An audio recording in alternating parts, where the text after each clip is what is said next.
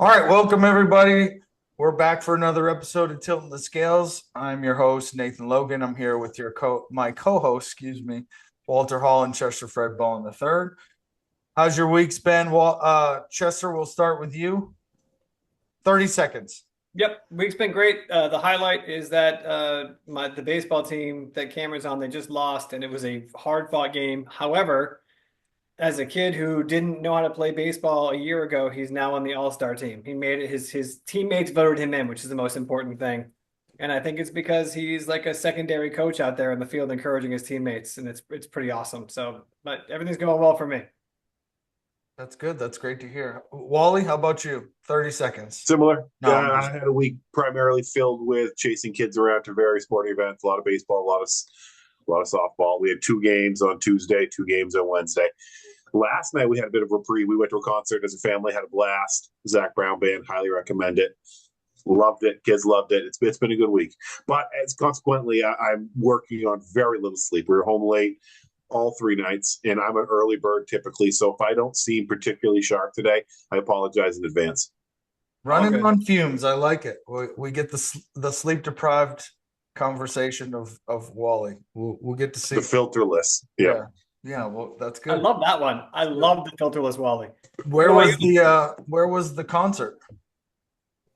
Bacon, New Hampshire Pavilion over in Guilford. Okay. Great venue. Easy in, easy out. We tailgated beforehand. Kids had a blast. Yeah, they put on a great show. Like I've been listening to them forever. I went a couple years back, but this was my kid's first real concert. Like we went to Kids Bop last year, but that doesn't really count. This was their first concert with like primarily adults, and there weren't a ton of kids there. They did really well. It's a great venue. Like everything's intimate. We had lawn seats, but you had a great view. Great. It was a great time. Great time. Highly recommend it. Had a lot of fun. You guys ought to come up with a little concert together. It's a great venue to watch a show at. Oh, that's awesome. What did anybody open for him, or was it just Zach Brown? Yeah, Celtic. He had a Celtic band, Celtic Storm or Celtic I would love something that. or other. It was good. It was good.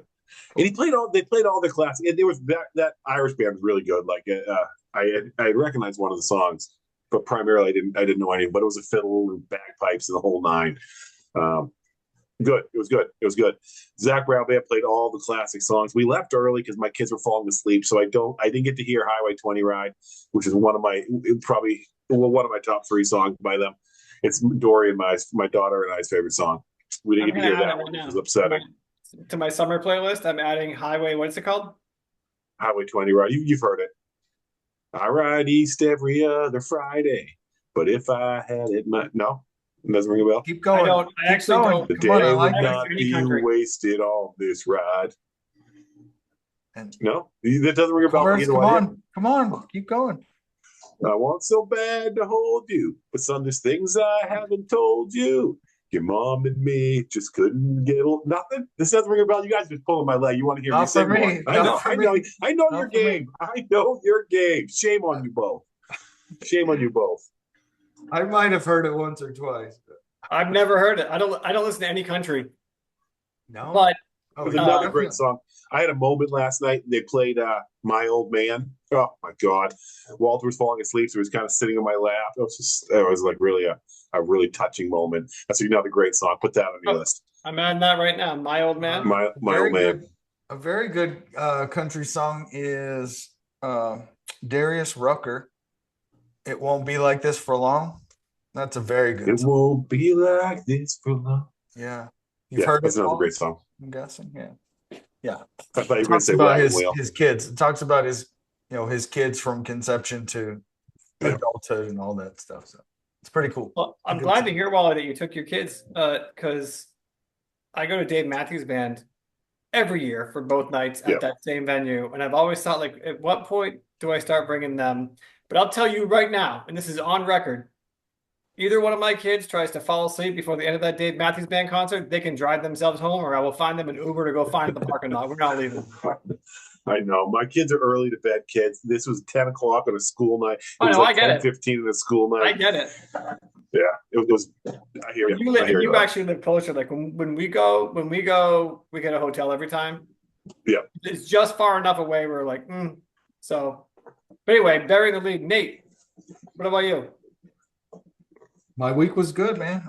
Did Murph on Monday, started the week off on that. That was a it was that was a mental challenge for me. I was not feeling good going into that. I felt really bad once I put on my weighted vest and started moving with it. Oh no. And then I went in with a really bad attitude, so I wasn't feeling good. And but I as soon as I started, I ran my first mile, came back, did half of the reps, and I was like, I told myself when I started my first reps that I was going to only do half. And then I got that done, and I'm like, you know what? I'll go a total of 60 minutes and see where that takes me. I ended up finishing it before that, but I was not it was mentally taxing for me. I needed to encourage myself for whatever reason. I don't know why. I just wasn't feeling good about it, but got it done, felt good about it, and then hated myself the rest of the week because so I was exhausted after I finished all of my pull-ups, push-ups, and air squats, and I took my vest off, and then I went to run and I didn't put it back on. So I did all of it the way that it's supposed to be done, except for the last mile run. So I was hating myself the rest of the week, telling myself I did, 98% of the work, and I couldn't finish the last 2%. Even though I did run the mile, I was upset with myself, but oh well. Was not putting it back on a It was conscious great. choice, or did you just forget? Uh, I was pretty delirious, but it was a conscious choice. Like my calves were blown No up. judgment. I was just curious. Yeah, my calves were blown up when I came back from the first mile. That was also why I was like, I did my first set of air squats, and I'm like, I got, 285 more to do. Like, this is not going to go well. And then I just kept moving. Oh man. And after a while, God damn. yeah, so I had to take it off because the weather was actually pretty good because it was raining and the temperature outside dropped probably about 15 to 20 degrees, and it was raining and it was breezy, but the gym has zero airflow. There were fans in there, but there's still zero airflow in there, even with every window and door open. So anyway, I wasn't at all heat exhaustion or anything. I wasn't overheating. I was just super tired at the end when I finished. I just laid down on the ground and undid my vest and took it off. And then I'm like, I talked myself into running the last mile to start without my vest on. Then that's I shouldn't have. It would have only cost me like 3 or 4 minutes, but Did you do it alone, it or was it a group of you? no, there's a group of us. There was probably like probably about 20 other people doing it. Some Everybody were finished? paired up. Yeah, some were paired up and did some were paired up and did it like split everything. Except for the runs. They ran 2 miles total each person, but they split all the other reps, or they scaled it like they did push-ups from their knees or did jumping pull-ups or something to that effect. So anyway, long story short, week was good. Did Murph. And then I'm still trying to figure out my house. I really don't want to drop the price, but that's about where we're at. I'm thinking about figuring out I'm going to start. I haven't yet because I do want to sell it. I don't want to rent it just because I'm not that far away. It's only 81 miles, but I just don't want to have to go back and forth or pay somebody to be a property manager for it just because it's mine. So I'd rather do that and then start getting rental properties up in Bryan College Station area. So, but yeah, that was my week. Yeah, so it was a good week. Sorry, that was a long answer. We're gonna start things off differently. We usually do, or at times we do at the end. We do quick hits.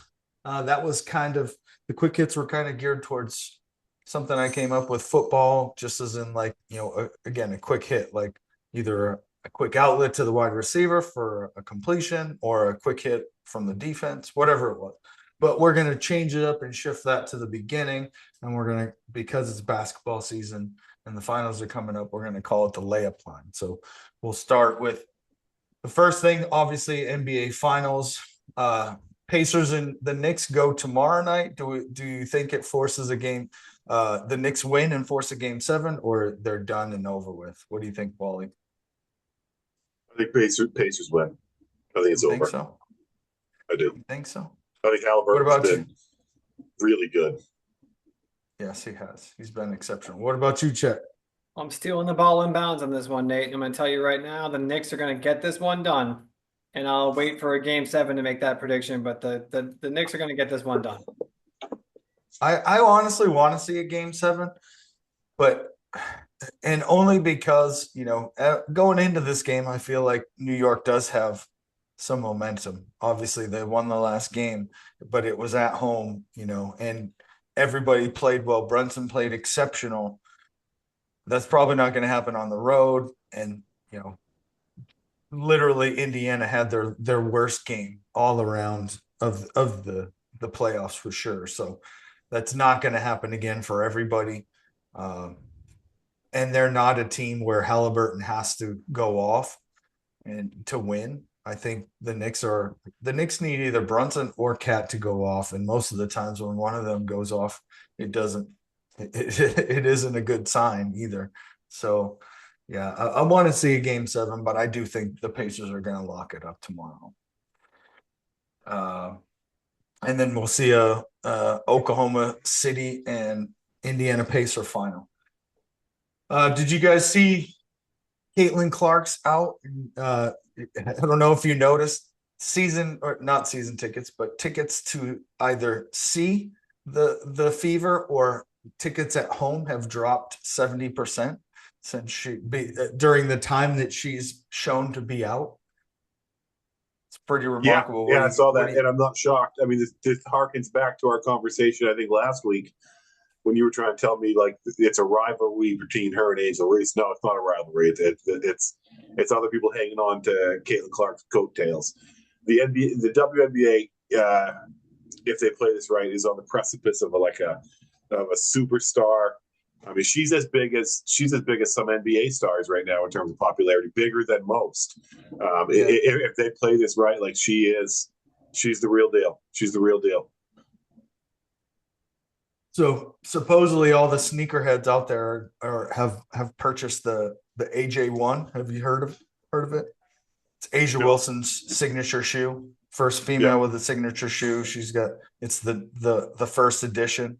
So they're flying off the shelves. You can't buy them, but everyone's walking around arenas, including the finals, with these shoes on. So it's pretty remarkable how she's helped inject that sport. Also, I don't know if you guys saw, but there was somebody was doing a bet, and they viewed it, and for like literally 5 games straight, they bet money on, and it was one game after the other. The bet was that Angel Reese would miss her first shot, and so the first day they bet, let's say $100 a piece. There was like 5 of them. They bet that and they hit, and they won like 2,500.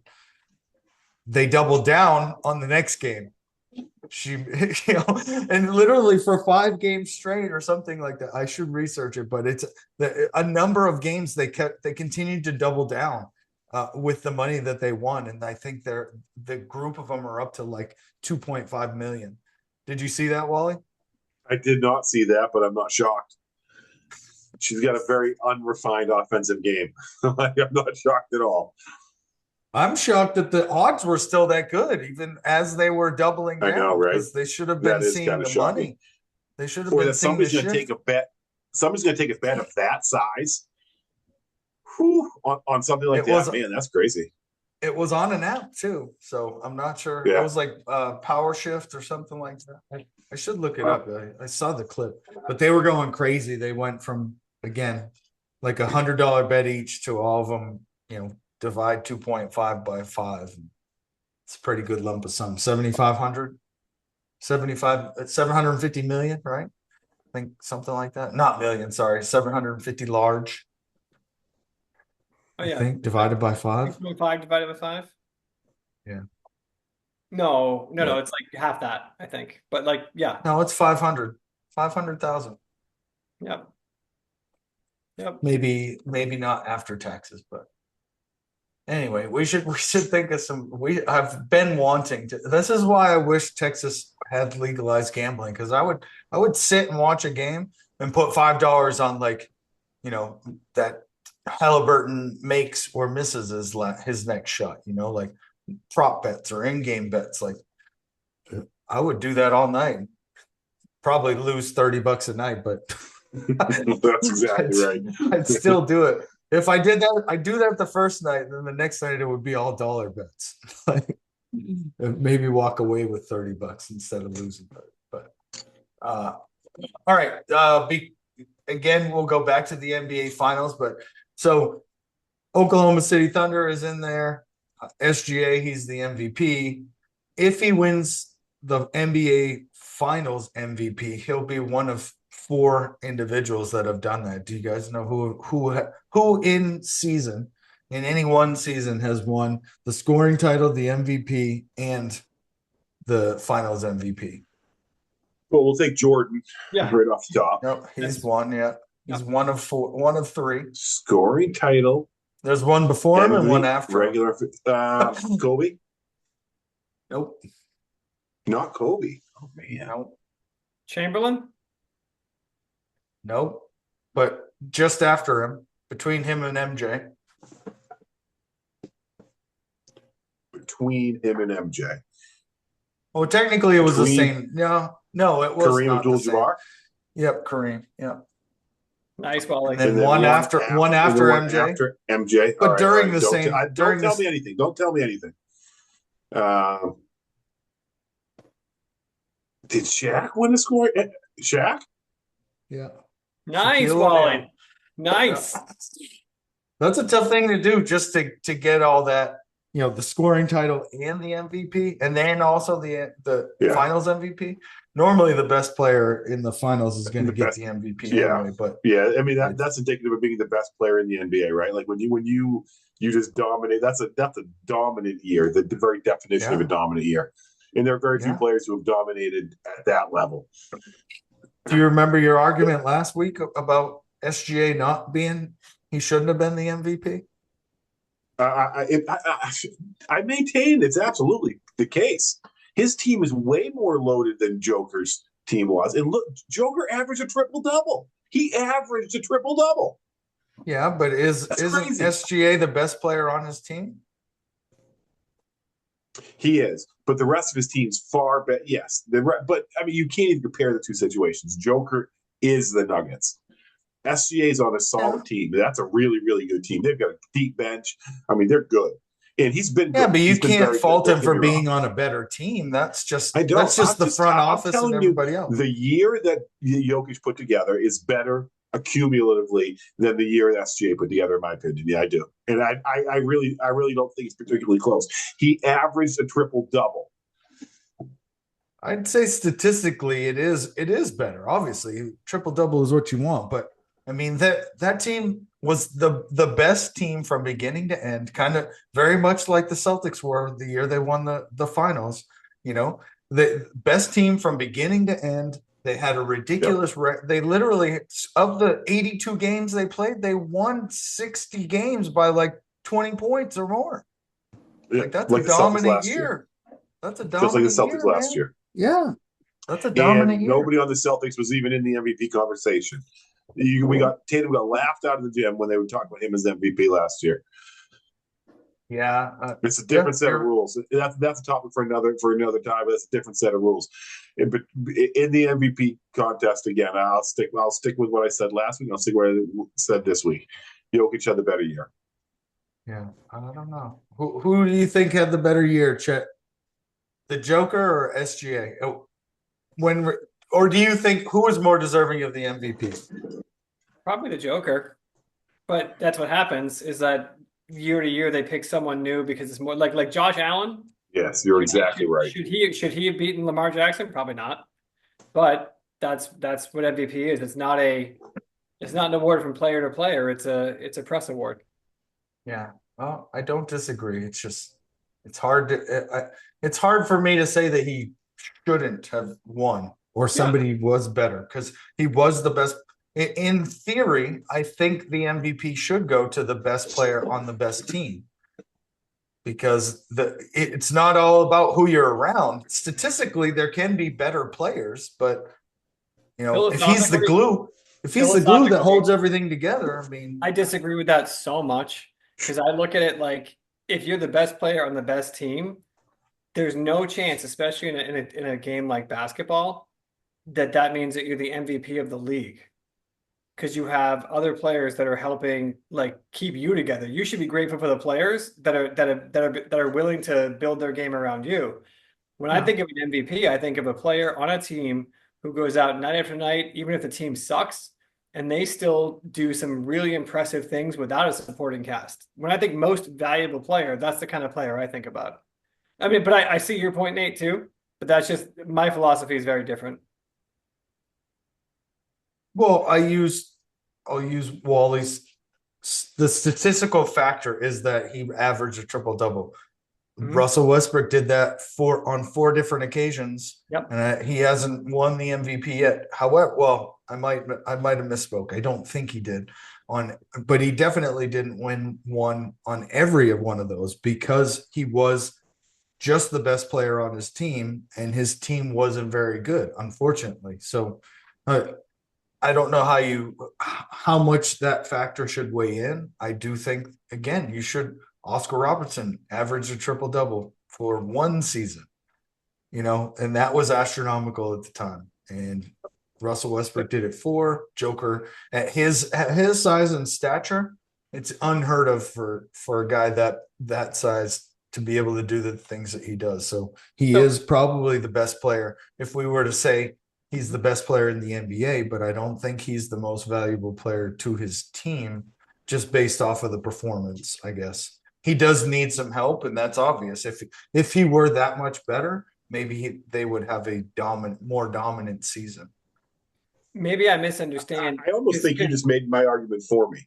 I think so too. Because again, you're saying that, I mean, SGA had a far better team around him. Jokic was far more important. You take him off the Nuggets are probably one of the 3 or 4 worst teams in basketball. And I firmly believe that. I genuinely do. If you take SGA off, the Thunder are still making the playoffs. They are, but they're probably worse than the Nuggets are. So wait, So I'm saying that he was the best player on the best team, and he made everyone else better. That's why he won the MVP. We can debate whether how the record would go, and that they wouldn't make the playoffs. I would probably agree with that, but I still think because he's so good, he made everybody better. Just like Joker made all those POSs shine like they looked at times. They looked really good because of but him. wait, isn't the That's name never of the been the MVP? barometer. What's that? Go ahead. Well, the name is the NBA's most valuable player, right? Yeah. Not the Dallas Mavericks or the Boston Celtics most valuable player. Like it is the NBA's most valuable player. So Right, but based off of those words, it would be who the best player was at the All-Star game. no, no. The award isn't the best winner. It's not the best team. It's the best player. Yeah. And furthermore, this has never been the measuring stick. It's not the MVP isn't necessarily the best player in the best team. And in fact, I would say it isn't frequently the best player in the best team. I would agree with that. Embiid won how many in a row? And they were never the best team. Yep. They weren't even the best team in the East. Yeah, I would agree with that. I'm not going to argue that. I agree. But the voters say otherwise, at least. If Westbrook averaged a triple double for like 4 seasons and never got MVP, if that's actually fact, that to me is terrible because that's the guy based on my philosophy that should have gotten MVP. Think so? Yeah, I mean, look, I don't care if his team was great. I think they should be in. I think they should be in the running for sure. But I don't know. I feel like Russell Westbrook won the MVP award in the 2016-2017 season. Good. What was the Good. season? What was the team's record? That was one of his years in Oklahoma. Oh, yeah, but Kendrick Perkins, the big three was not there no, gosh, no, that's that. Don't ever call Kendrick Perkins one of the big three. I did. Well, Like, I said his name before I said the other two, but he was on that team with the big three. You was. Did I say 16, 17? You did. All right, 16, 17. He averaged 34 points per game. Yeah, it was triple double. 10 rebounds, 10 assists. And what was their record? I don't know.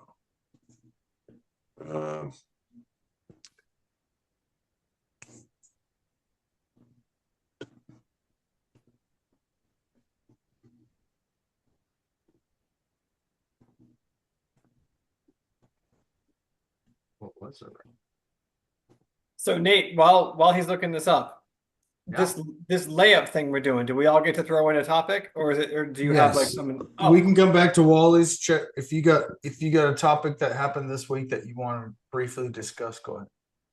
Yeah, I'd like to lay up a thought, which is we should cut Stephon Diggs. I was gonna get to that, but I'll have a whole conversation about it. But So mad, I am so fucking mad about that situation because the whole Patriots nation. We're looking forward to what's happening, and the guy's not at OTAs. He's on a fucking boat passing out some pink shit to some ladies. What the fuck? That's not hey, bizarre. he's recovering. He's recovering from off-season surgery. The only way he knows how, and that's taking. I don't know what that substance is, but I'm pretty sure that the pink cocaine powder. Yeah, but it's not.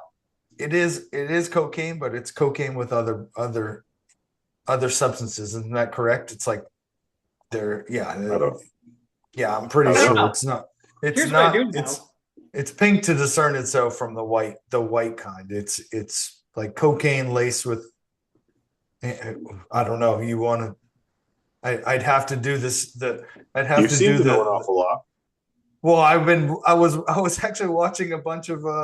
Went into a deep dive on X because I'm like, pink substance. What the heck is that? And then apparently the pink cocaine originated at the P Diddy parties, and it is cocaine with a whole bunch of other things in it.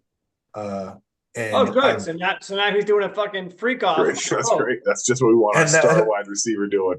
That made me think of like, man, we need to have a conversation about this P Diddy and the trials and like everything that's been going on, and then because the number of people that this has affected and how he's influenced people throughout the years, like, oh my gosh, like it's mind numbing.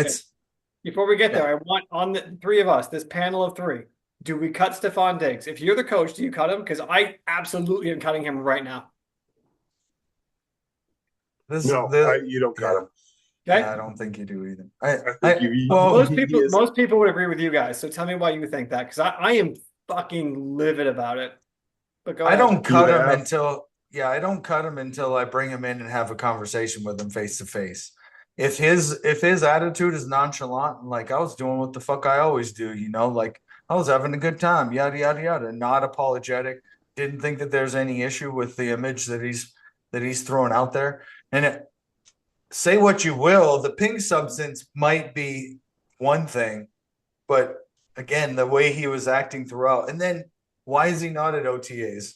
He's still recovering from knee surgery. What is he doing on a boat? Like the most unstable platform you can get on when you have knee surgery or standing. Think about that. Like, if you're on a beach walking in the sand, having a good time on a beach party, okay. But you're on a boat and it's I'm pretty sure it was in Miami, so it was on the ocean. So that's the biggest issue about all this, and the one you guys haven't even touched on, is like he's dating Cardi B. We're letting you touch it. What the fuck are you doing flirting with a gaggle of women around you? You're dating Cardi B. Like they're like what? Like to me, if you're gonna cut a guy for any reason, like I mean, the drugs, yeah. But if you're that fucking stupid, get him off the team. That's stupid. Having said that, I don't think they will. I don't think there's enough there. I think he is exactly what. I mean, you knew what you were getting when you signed him, right? Yeah, it's stupid. It's stupid, but I don't think they're cutting him. I think he comes back in and has a monster year.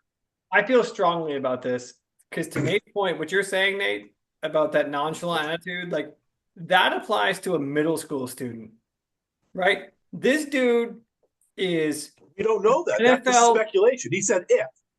It's a wide he comes in with receiver that. in the NFL who just signed a monster contract with the Patriots, who desperately need a turnaround season, who are looking to him to be our guy, and that's what he does. Like, and I'm not even saying that's what he does. Like, do it. Don't get fucking caught, idiot. Like, if you're gonna go do that stuff, don't do it around a bunch of other people who don't give a shit, who are gonna record you and then post that shit somewhere. Like, it just shows me a complete lack of awareness that really bothers me when you're coming to the New England Patriots. Like, there is a New England Patriot way, and that's what it is. And it was just like it was a surefire Sonic. Okay, who's better overall? Talent, pure talent. Antonio Brown or Stephon Diggs? Because we let Antonio Brown go real fucking fast. So, I mean, what has he done? And who are the victims? So he's sitting on a boat with a bunch of consenting adults, and somebody may have drugs. Who the fuck cares? Like who cares? Walk into that. Yep. I don't give a shit. Like, does that mean he's a bad person? No, it does not. He hasn't hit anybody. He hasn't stolen from anybody. Now we can launch into the victims of the drug industry in this country, and I'm not going to argue with that. It's 100% the case. But in this moment, like we need more facts, and I don't think it's that big of a deal. You got me on that. I made a terrible comparison, and you took advantage, and good for you. But my point is, I cannot believe a guy who signed for that much money, who did not show up for OTAs, that was his choice instead. I think that's my problem. If we see that he's at home, rehabbing, he can't make it to OTAs yet because he can't give it his all, that's fair enough. I'm just like, damn it. And I don't care that I sound like a 40-year-old. Wally, I will say that nothing is a problem until it's on the eyes of the public. That's exactly right. You're right. Everything that he did, there was nothing wrong with that. But what that creates is, again, we know the Bill Belichick way, right? No distractions, except this season with Cameron Jordan. However, but if we look at the context of that, like the NFL investigators are going to find out how old those females were that he was talking to, and that's probably going to come out at a later date. They probably already. You think they were fine? They were beautiful. They were beautiful. Well, they're going to put the context. They're going to put it into context whether they were 21 or 18, or does it not matter? They're going to go into that detail in investigating, and the Patriots probably already have their own investigators that already know that. You know what I mean? And then maybe that's what creates the issue. But you're right. If this happens at the P. Diddy mansion where there's no cameras, it's only coming out right now, 10 years after the fact. But Stephon Diggs is not a 24-year-old star wide receiver. Yeah, that's also why I say their age doesn't matter. On. Yeah, he's supposed to be a leader on this team. He's supposed to be showing everybody this is what you aspire to. The whole point of signing someone like that and giving him that much money. Well, what was he really? He was the best wide receiver that would sign with us, right? Let's call it like it is. We tried to sign 5 guys before him that said no. Now, I'm excited about him, but let's not pretend that he was our first choice. He was not. He was the best wide receiver that would sign with us. And do you know why he would sign with us? Because he parties like a rock star with pink Coke and strippers. like I don't think that's a surprise to anybody. He's dating Cardi B. I'm so this is the biggest issue. He is cheating on Cardi B right out there in the open. Maybe this is where I'll defend him. Wally, maybe he doesn't like feet. Yeah, this is where I'll defend him though. He probably those individuals he was talking to were probably Cardi B groupies, and before they were dating, they were probably sleeping with Cardi. So he just probably wanted that. I think she was on the boat too, is what I heard, right? Yeah, she was. Absolutely. Yes. There's another clip of him like smacking her ass as she's grinding on some females. You can't see their face. You can just see their asses. You can literally see their asses doing this. It's like, what does Cardi B look like? And it's great. It's great. And Stefan's like, yeah, and he like slaps Cardi B on the ass. It's great. And then it goes to that scene, and I'm pretty sure those are the girls. They were all doing that. And then I think that I wouldn't be surprised if their groupies they have been with Cardi many times, as in the bedroom and out partying. So wait, hold on. Wants a piece of that action. That's Cardi B. I do not find her that hot. Like Alicia Keys, I'm all in. Cardi B, that's not my hall pass. I'm not picking that. I just want some of that. Why do you think it's such a big thing? I want some of that WAP, son. I think she's beautiful and she's loaded and she's very famous. That is Cardi B, right? The WAP, right? Is it? Yeah, I'm pretty sure. You gotta go check it in the back and see if you have a bucket and a mop. That's that WAP, son. I want that WAP. I'm not gonna lie. Anyway. Yeah, so that is a crazy scenario, because I mean, yes, I feel like this is a redemption tour for him. You know, he got the money he wanted from us. I didn't expect this to happen until he started performing on the field. Like we saw some of the fruits of our paychecks. But you're right also, Wally. Who is he? He's the best receiver that would sign with us. And he's recovering from a knee injury. So that's my point, though, for Christ's sake. Yeah. No, I agree with both sides. So stupid. I agree. That's a terrible optic in a stupid thing to do. A stupid thing to allow someone to film. Yeah. At some point, you got to be like, all right, I'm self-aware. I'm a famous person, and I don't have that many years left, and this is really my chance to show that I still got it. Maybe I should show up to fucking practice. I don't know. I thought. Or be in the building at least. On the field. Yeah, I agree with you. With football, I know you guys get passionate about different sports. I get really passionate about football. It's a 5 month a year sport. And what you need to do in that 5.5 months to even like sniff the playoffs is so much. So when you don't show up to OTAs, like even be in the building, learning the plays, that bothers me at first. But then to see that was what you were doing instead is like, fuck you. You have so much time. You have 7 months of the year to do that shit. Why now? 7 days a week, certified freak. That's Cardi B, man. That's some lines, man. Anyway, yeah.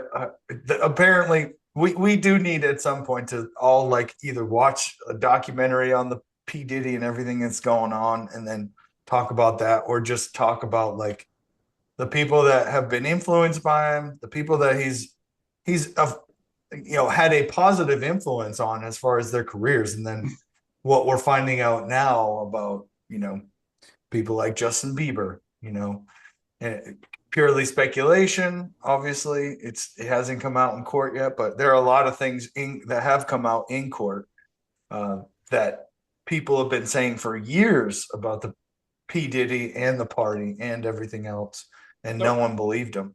Let me say this out loud.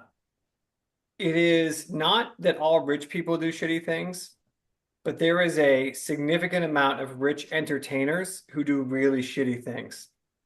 Because I think to become an entertainer, in many cases, you don't have the best background and you need to be seen. You need to be, that whole thing. And so then when they have money, I think that they are the first to exploit. Because you see it a lot with entertainers. Yeah, I agree. Wally, come on. You're supposed to fight me on that.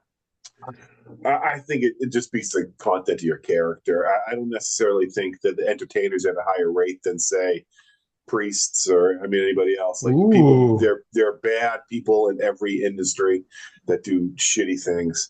Entertainers certainly have a number of shitty people. I think it's more like a power trip.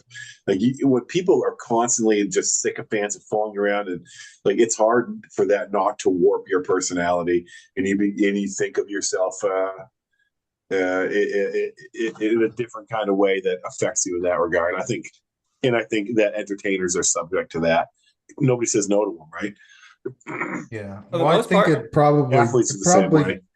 it probably starts with, did you objectify women, from an early age and then continue to do it through your adulthood? And then also once you're rich, if you did that most of your life, then you're going to see that it's easy for you to on to the next, or notches on the That's bedpost, right. whatever it is, and you just move on from what you get what they'll give you, and you start experimenting with what they will give you, you know, and then it just moves on from there. And it reaches to not just sex with the opposite sex that you enjoy. It goes down the dark hole, I guess, into the dark web. So, oh, The dark hole. yeah. Did you have anything as a layup that you wanted to discuss? As it pertains to the NBA, no, not a whole lot. Like I'm still very much mourning the Celtics loss. I think that I'm seeing a lot of potential trades being thrown around there for the Celtics that are really making me angry. And I understand what's a dump salary, but I don't want dump salary for scraps. So I'm really worried about this offseason, and I've kind of buried my head in the sand as it pertains to the NBA. I understand it's ridiculous, and call me a fanboy. I am, but I'm not an NBA fan. I'm a Boston Celtics fan. So I don't know Yeah, that so I don't think I've seen 5 minutes of the playoffs since they were eliminated. yeah, so if you're ownership that just bought the team and you Yeah. know what your luxury tax hit is, are you willing to pay for that and then run it back? Or what one, give Well, me why two would you run it back? answers. We lost in the second round. Like running it back's not good enough.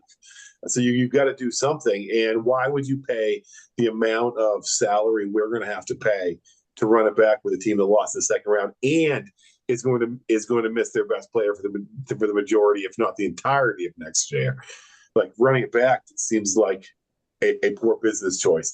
Now, having said that, they very well could, I guess. And if Porzingis comes back healthy, like truly healthy, which I don't know that he'll ever be healthy again, then maybe they have. I mean, between him and Jaylen Brown, then if give Pritchard a starting role or a bigger role in our offense, like perhaps. But Jesus, I don't know. I think it's far more likely they kind of do some kind of semi blow it up scenario where they're trading away major pieces, either Drew or Porzingis, or perhaps both. what about Brown? You think they keep Brown? I just don't. Yeah, I hope so. I hope so, man. I'll be really pissed if they trade him away. Unless it's like, no, I'd be really pissed. Did you hear the rumor that was floated out there today, Nate? No. Giannis to the Celtics. Oh yeah, no, I For heard who? in our article that there's a chance there. I'm like, I just don't see that happening either. no, unless they get rid of Brown. It would have to be a trade centered around Jaylen Brown and a shit ton of future draft picks. And I don't know. I don't know why the Celtics would do that though, because it's not like it doesn't do anything to get them under the salary. Giannis makes more than Jaylen does, I think, or pretty close to it.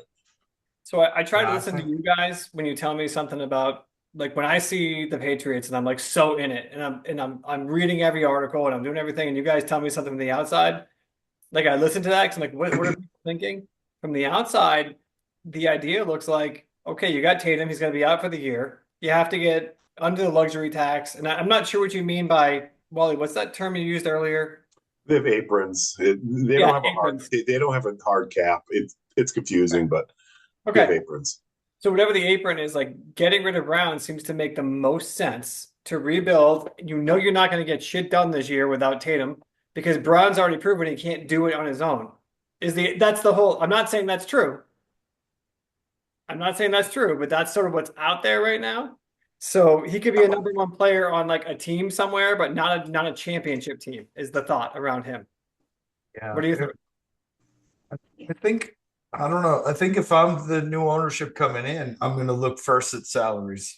It starts with Jaylen Brown. He makes $49 million, and he's not the best player on the team. He is at times, but when everyone's on the team, he's not the best player on the team. He's, again, if I just look at it purely like that, he's the first to go. Even though I don't like that, because I think if you Oh, package, Wally, I'm sorry. because then as you go down, right? As you go down, Jaylen Brown makes the most. Then it is Tatum. Then it is uh Holiday. Then it's Porzingis. So I would say those three, right? Those three are chips to move. And I don't like that, but that again, if I already have an issue with trying to get, I'm going to cut salary to get under these aprons and not pay a luxury tax. That's where I'm starting, and I don't really like that. But let's say you keep Porzingis because there's some homework that you need to do. Was it really a virus? Are we talking? Does a guy have HIV and they just won't disclose it? And he was like, like, is there something Oh, else no. going on? That was insane. Yeah. But he could be a chip as well. But if there's something medically that will drop his value, obviously he's not gonna hold that value. So we still have, again, if you look at, let's use Brown and Holiday as examples, or we take them and we package them. Let's say we put them to San Antonio for the number 2 pick, and then there's got to be another team involved, probably because of money, and we're getting other picks as well, or players. I don't like that we're getting rid of good talent, because although we're paying them well, I think Drew Holiday's making his money, but I don't think Jaylen Brown has. His paycheck is based off of past performance. Uh, Go ahead, Wally. Blasphemy. Well, this is absolute blasphemy. I'm not acting as a Celtics fan. Stand around and listen to this absolute blasphemy. Jaylen Brown is the reigning NBA Finals MVP. The reigning. There has not been another one since him. He is as integral to the Celtics' success as any player, including Tatum. And I'm a Tatum junkie, an absolute Tatum junkie. But Jaylen Brown, by all accounts, is the vocal and defensive leader of the Celtics. Let's not undermine his defensive ability. I think he is one of the most underrated superstars in the NBA in my eyes. He has shown again and again and again over the last few years that he has the ability to take over a game and be the best player on the team in big moments. He hits big shots. He defends extremely well. Like, this is not like you. So say we get that second pick from the Spurs, and I agree that's a very valuable pick. Best case scenario, the player develops into a guy like Jaylen Brown, and we have him. Like, I would not put him in the same category. And I love Porzingis and I love Drew Holiday, but he's not in there. They're not in his category. I think he's one of the most underrated players in the NBA, in my opinion. Okay. But think about this. Marcus Smart was the most vocal. We couldn't win with him. We got rid of him. We won. Right? And Jaylen Brown. You're comparing apples to oranges. Marcus Smart is not a 10th. I love Marcus Smart too. Jaylen Brown's 25 points a game, as well as a great passer. Like, I mean, they're not in the same. They're not in the same league. I love Marcus Smart. They're not in the same league. Fair enough. I agree. So then you look at it and you go, we're going to have a lost season without Tatum, most likely. Right? I just don't think that's the case.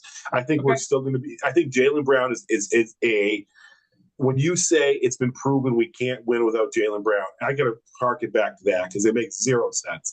We don't know a team led by Jaylen Brown without Jason Tatum, other than the 2 games in the playoffs this last year when nobody was playing well.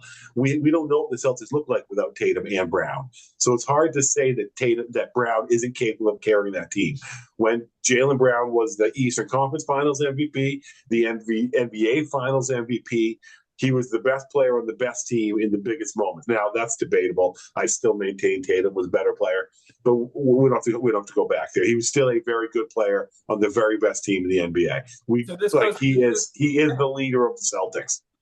So this goes back to my text last night. Like or maybe it was Wednesday night. I agree with everything you're saying and makes me feel happier that you're saying these things because I really don't think we should blow it up. I'm saying what the outside fan looks at, they're not paying attention to those details.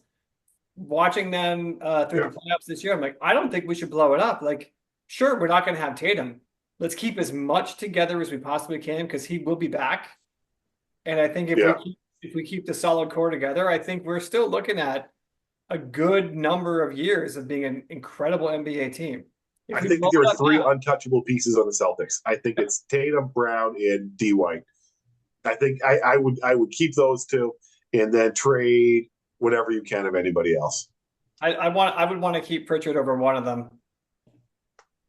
I think he's solid. He's relentless.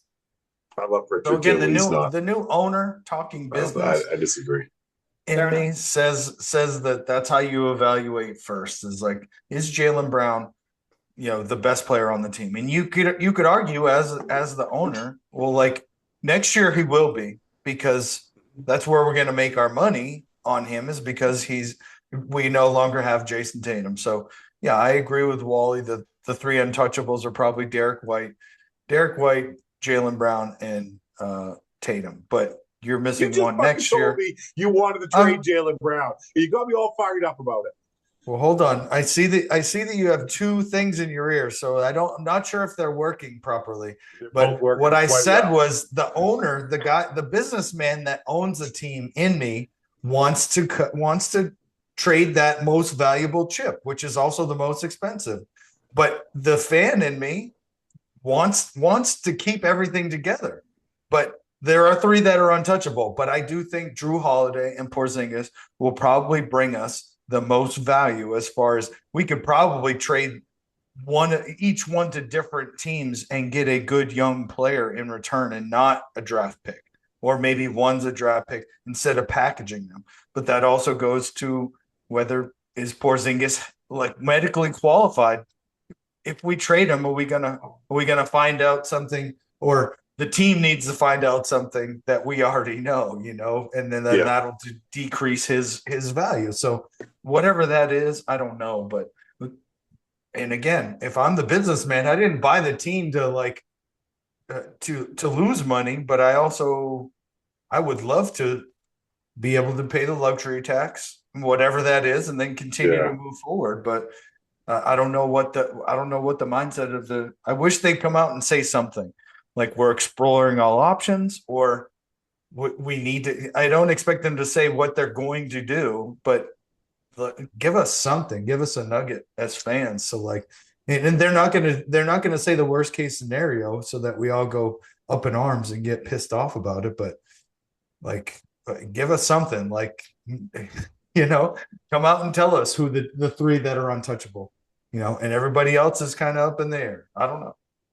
But anyway, Jose, welcome to the show, man. We were just discussing the Celtics, and I know you Yeah, popped in. yeah. What's I going popped on? in How's and your week been? talking about balls or something. I was like, what the hell's going on here? I don't know what else I get into. Yeah, Then man. and then you switch gears to the Celtics. So yeah. So no, I'm good. I'm sitting over here, same old, same old. I got caught up helping a kid with his car. So and he's Nice. sitting there trying to get it. So it was an older vehicle, so of course you go to the old guy who can at least has some Yeah. basic knowledge. What'd you have to do? Tighten his battery cables or what? He was trying to get some cotter pins out and stuff. So went over there and kind of showed You him were a little doing bit. body work? Walking through. No, it was in the wheels and the brake pads and all that stuff. So Oh, and okay. pins and stuff. Yeah. So I was like, we'll get in there. So it was kind of weird. I was like, I felt old though because he's like, yeah, it's a really old car. It's a classic, 1996. I was like, I was like, That's where we're at. Yeah. yeah. I was like, I just wanted to cry. I was like, That's how they 1996. I get was us. like, That was like our fourth car, right? Or and yours. it's funny because he's like, oh yeah, yeah. Well, you graduated in the '90s. I think, dude, I graduated in 1987. Yeah, I'm way old. And he just looked at me like, what? I was like, yeah. I was like, you're making me feel old. Every time he kept saying something, like, like you got to stop, man. You're just making me feel like I'm ancient, like I'm in the dinosaur age or something. So It's all Well, right. you know We're what, we're Jose? experienced.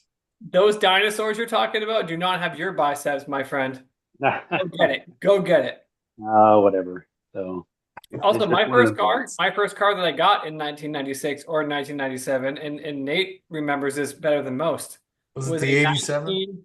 it was a 1979 Ford LTD.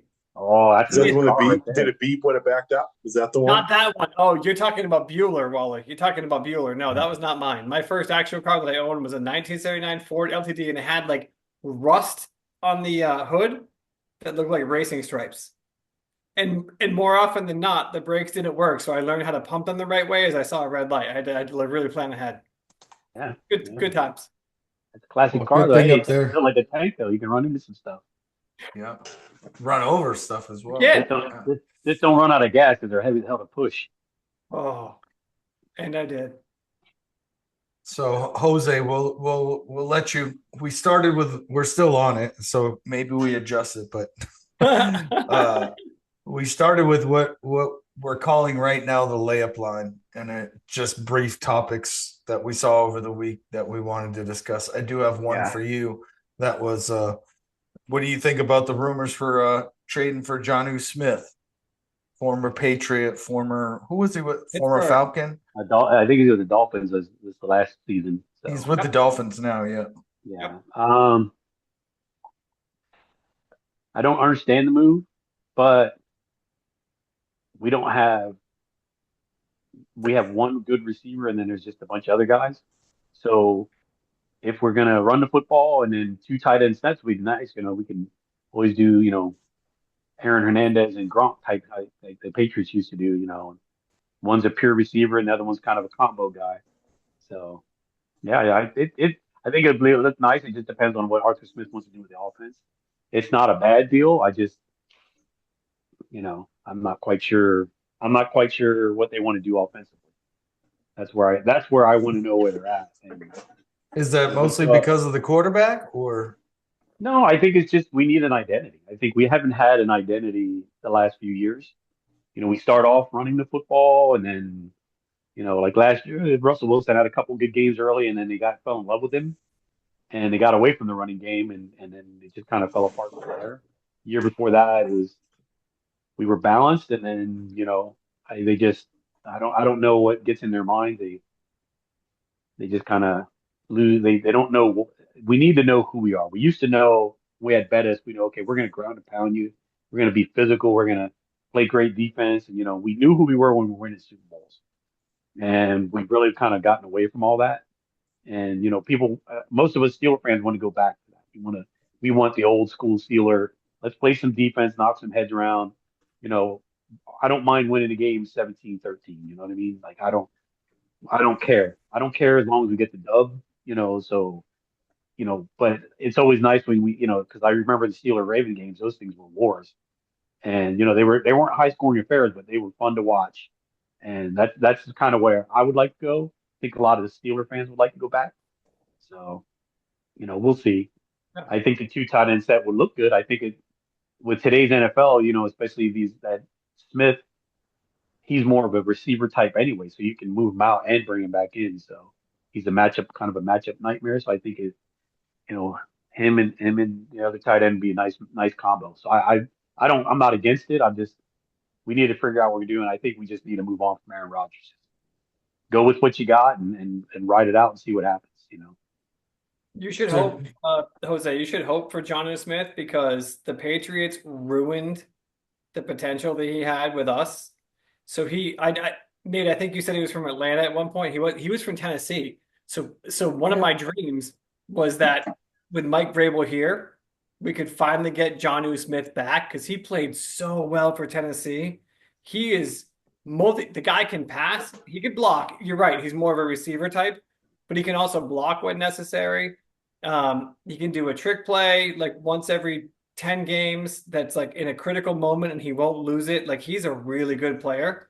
So the 4.8 million salary he has in Miami is not going to cut it for him, and I get that. So if you get him, you're getting something that's probably more valued than maybe you think it is, only because the Patriots just wasted him for like a year, I think, or two maybe.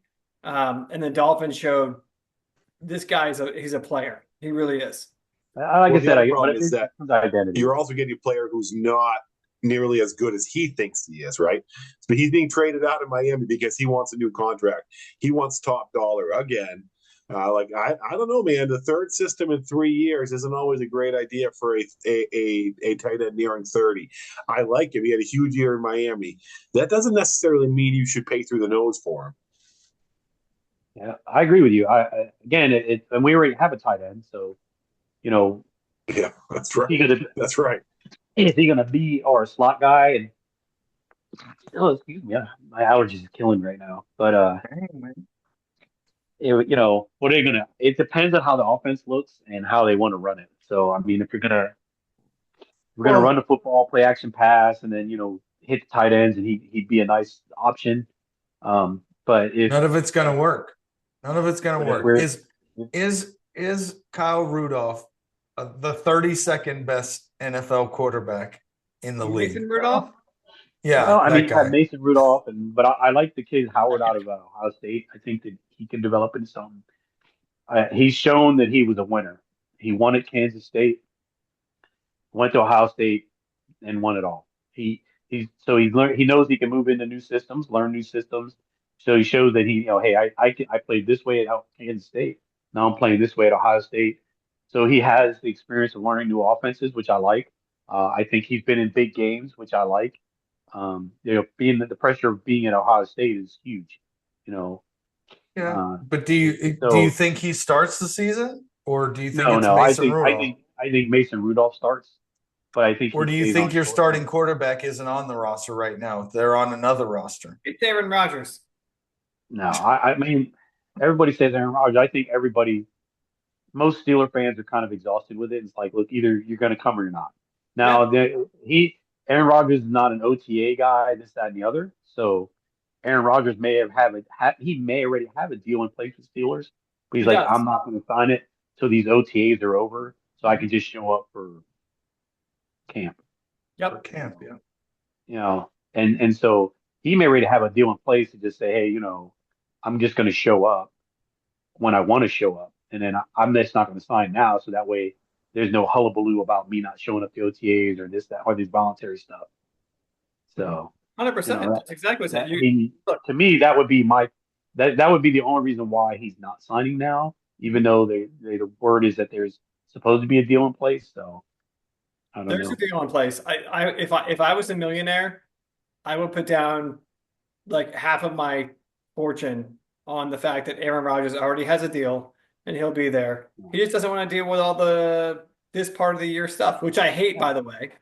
I Yeah, I think mean, I don't think it's a bad deal for them anyway. I think if he's not there, it allows the other guys to get reps so that, if God forbid he goes down again, we have guys who, okay, well, they went through all the OTAs, they got all the reps, they got in, so they've gotten their fair share of reps in working with these guys so that, hey, they're ready when the time comes.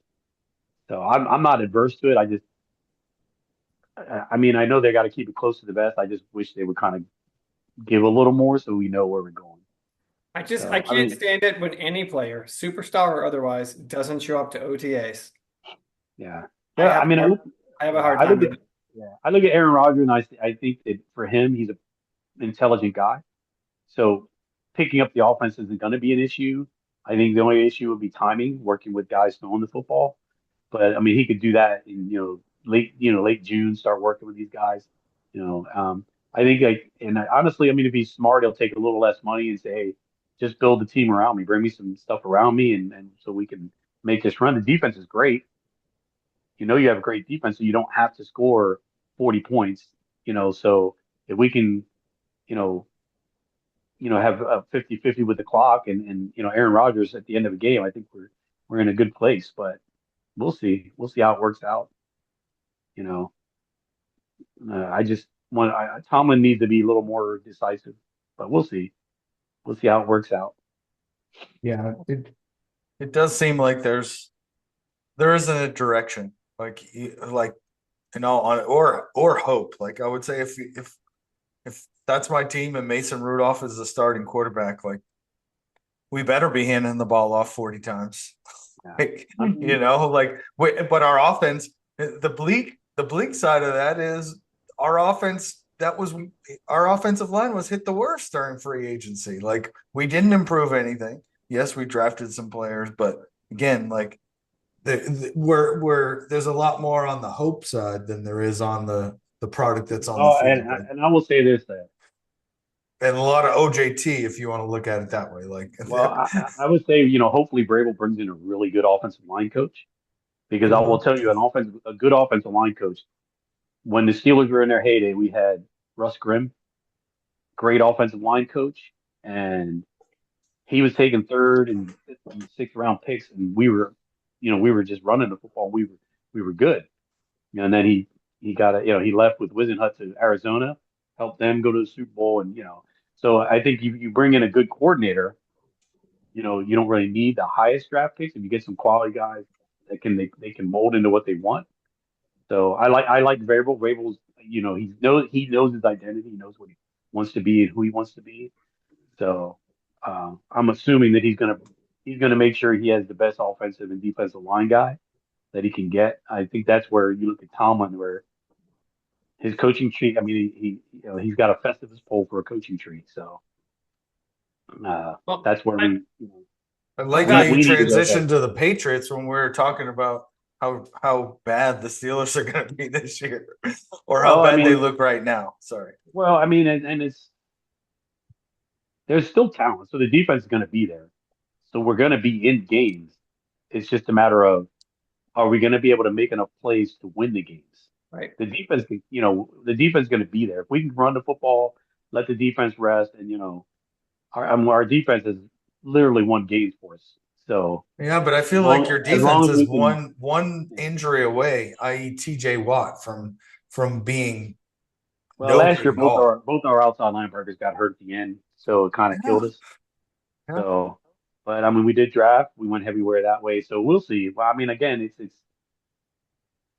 I'm more I think we don't have enough talent to score points. So I think we need to be a ball control offense and eat up clock, keep game close, and then try to win it at the end. You know what I mean? That was Bill Cowher's way. Bill, you have to appreciate Bill Cowher because he did it with guys like Bubby Brister and Neil O'Donnell and Tommy Maddox and Cordell Stewart. I mean, he wasn't exactly dealing with all stars. The dude was winning games, but he had a formula, great defense, running the football. You know, he had it. He knew what he was doing. He knew he had his identity. He knew how to do it. So, So I you think we need to get back to that. are you putting Mike Tomlin on the same pedestal as Bill Cowher? No, No. not Well, even close. I just want to clarify, because Not that even is close. this that seems to be the Well, same formula that they have as an no, it's organization, but they well, don't it's have the not same because coach in there. it's not because when he won Super Bowls, it was the same formula, but he was basically playing with Cowher's team. Once he built his team, like when we had Le'Veon Bell, Antonio Brown, and Ben Roethlisberger, he had a Hall Why? of Fame quarterback for the majority of his coaching career, and only has one Super Bowl, and two Super Bowl appearances. Bill Cowher went to the Super Bowl with Yeah, Neil but that Donald. was during the Tom Brady era in the AFC. So I don't like, know, but I mean, there's a whole plethora of reasons why but again, everyone else that played during that era is better because well, I mean, I don't, I'm not buying that nonsense, but well, I mean, that's well, that's there was times we were the we best know team in the why you league. don't want to buy it. We know why. Here, think like this: when we would play the Patriots in the regular season, and we could beat you. The problem was he didn't make adjustments. He used the same exact game plan. He's like, dude, you gotta, at least change the calls, at least change, do something. You have to have a different. You have to change. And he went into the games in the playoffs using the same formula he did in the season. And Belichick was just too smart for that. It wasn't. But It wasn't player wise. Player wise, we had enough talent to Well, take you guys but out a couple times. But Pittsburgh's spending philosophy hasn't changed because they have they spend the most money on defense and they don't spend a lot on offense. That's their, I won't say keys to success because it has been successful at making the playoffs for the yeah, however many years you guys have made the playoffs, but it hasn't others would no, argue it that hasn't. it's not a It hasn't successful been. formula. Well, the problem is if with Tomlin, if he was a white guy, he'd be fired by now. He would have been. because mediocrity and first round losses. When we lost to the Browns and got smoked, it wouldn't have been acceptable. But because he's I Mike think that's the Tomlin, organization, though. That's it that's is. Well, it it's is. It's the organization. no. The reason why he's not fired is because they don't. That it's not about. It's not about but you firing the got to remember coach the media because they never scrutiny. do that. The media scrutiny would have been 10 times worse because they would have been like, wait a minute, you're in Pittsburgh, you're this, you're that, you have all this with defense, this great defense. They would have been on Tomlin a lot harder if he was a white guy. I'm sorry, it's just the truth. Um, I because don't they think were so on because Bill, it's the they were on organization, man. they were on Bill Cowher, and he was like I said, he had Cordell Stewart, and they're like, we lost back to back AFC Championship games to the Broncos. We went to AFC Championship games with the Broncos with Cordell Stewart, and everybody was giving Bill Cowher crap. I'm like, dude, he had Cordell Stewart. Like, really? I mean, come on. Like, I mean, if he had Ben Roethlisberger, it'd been a different story. But he had Cordell Stewart. He went to the Super Bowl with Neil O'Donnell. I mean, he had Tommy Maddox coming out of the what was the XFL. This is what he was working with till Roethlisberger came. He was go look at the list of quarterbacks he had. They were pretty bad.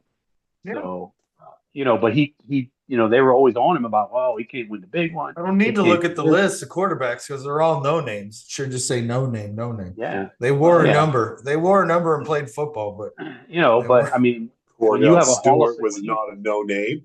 Don't you Cordell talk Stewart about Cordell is, Stewart but that way? he Cordell was a Stewart's the top only one. He's more the famous Cor- for playing other positions other than quarterback. No, I Once do he got remember into the league, there were commercials about Cordell Stewart where like they talked about how many different positions he would play, and there was a commercial where Cowher goes, "Cordell, get out there and punt." I remember that Yeah. one very, very well. yeah, yeah. I remember Well, it too. Cordell's problem was that he wanted to prove that he was a quarterback, and he didn't understand. You were an athlete. You were an athlete playing quarterback. You Yeah, weren't a great quarterback, but you were a great athlete, and you were headed. You were in an era where they weren't defenses weren't. They were preparing for the Drew Bledsoe, you know, Brett Favre, this, that, and the other kind of guy. They weren't looking for that guy who could go 80 yards on you in a heartbeat. And I think he was so busy trying to prove that he's a quarterback that he lost what made him great. So that's where he struggled. Jose, I the think thing had about he TJ embraced it. Watt going into next year, and here's I hate to say this, but that man is such an animal who doesn't even know his own strength that I don't think it's like a prediction he'll get injured. Like a part of it's like a spoiler. Like, of course it's going to happen. We just don't He know. pretty much wears down at the end of every season. And if Yeah, you go like back with Matthew historically, Judon. Yep. and I think that's part of the reason why they drafted linebackers this year so that they can give him more time off because he was on the field too much, and That'd be smart. he's getting up there in years. I mean, I wouldn't have been surprised if they traded him this year, but a lot of fans would have lost their minds.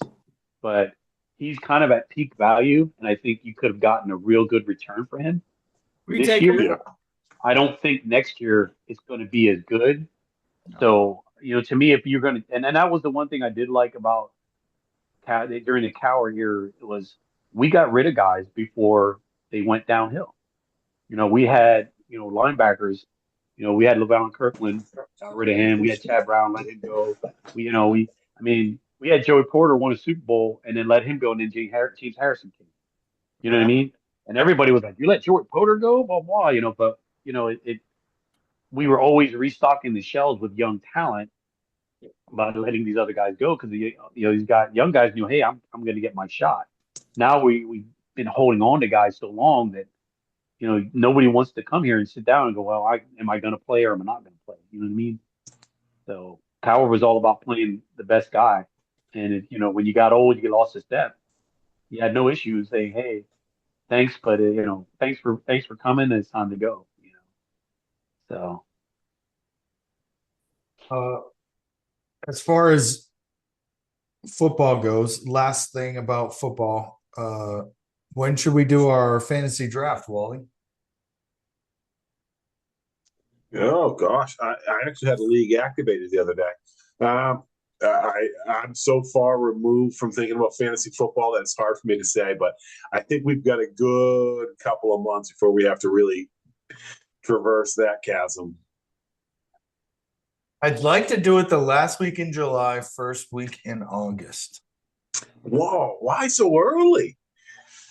Because I'll be with my sister in Maine with her and her kids. But And that you probably can't might not take work. an hour and a half out of your.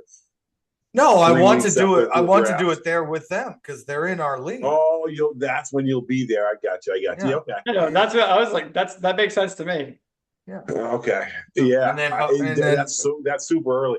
The hard part is we don't really know the depth charts. Like it's hard to really get it. So it's a real guessing game. But Nate, But I'm in. I'll do it. Wally and I will be there in person.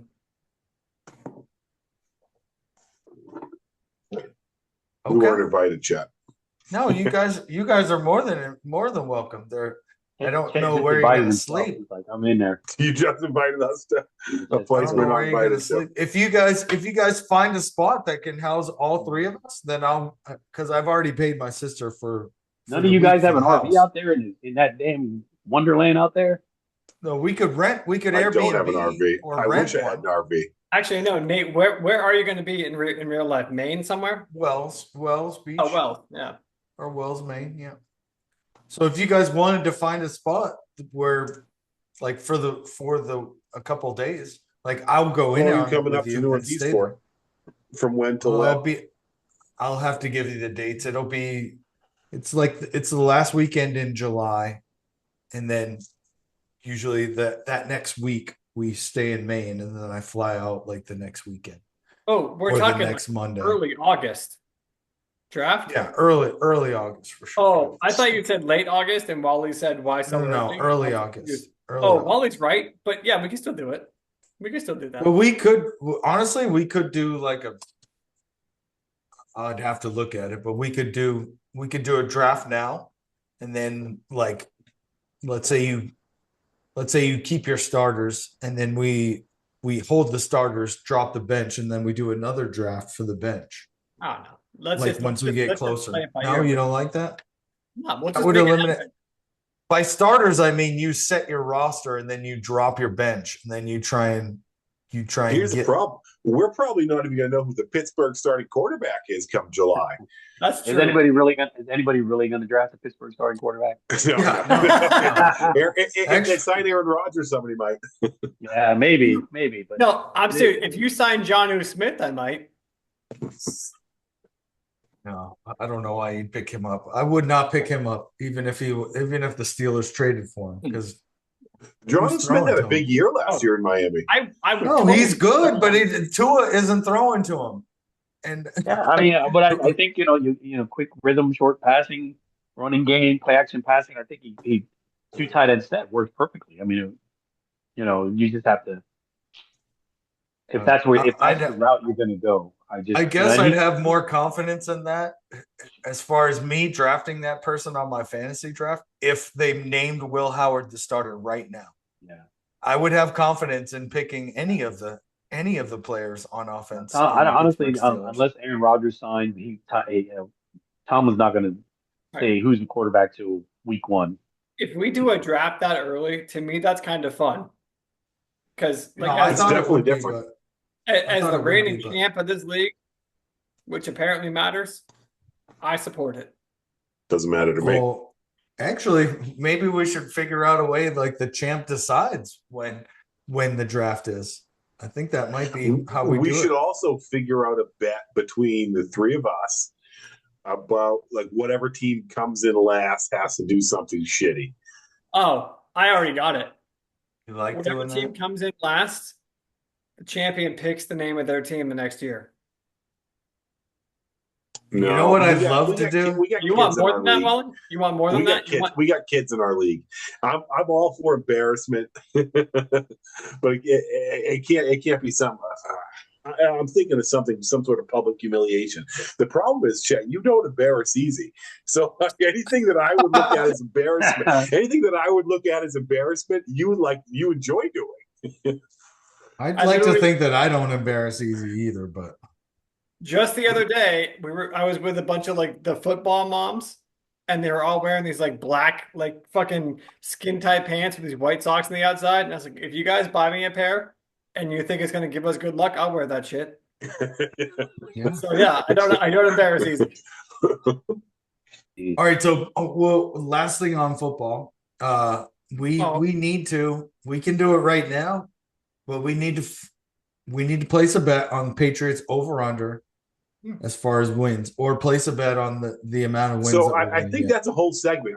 I think in order to do it accurately, we need to go down the schedule game by game. We did it in years past, and go game by game and do it one at a time. That's a segment. That's a standalone segment in my eyes. The standalone Because it could podcast. I take agree. 45 minutes for us to do it. Yeah, I agree. But so another question that I have is, it's just money, right? So we need to figure out, our odds are probably better if we do it like next week and place a bet and then revisit the week before the season starts and then go down again and then potentially place another bet to hedge or however that works, like whatever the odds are. But it makes sense to do it now because we're confident and we think that things are going to go well, and we can potentially capitalize on that monetarily and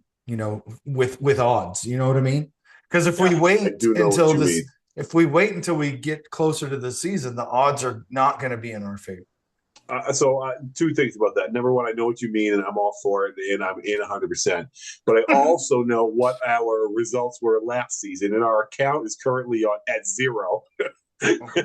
So I'm in with both feet. But if we're looking at it as a money-making scheme, we're all going to be broke.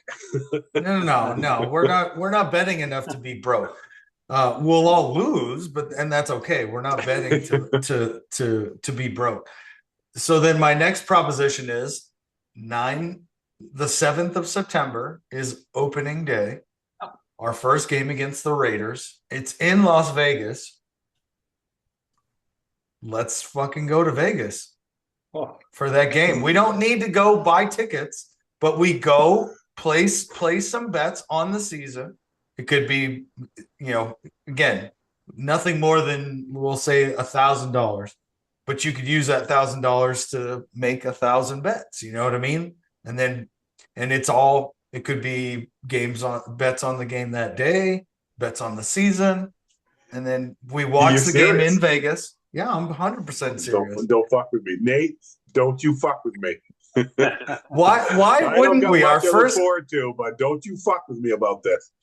I'm dead serious. If that's what I want to do, but I'm not going to do it by myself. So are we all in or not? Nate, you got to call Sabrina for me. I was saying. Chet and I are both married.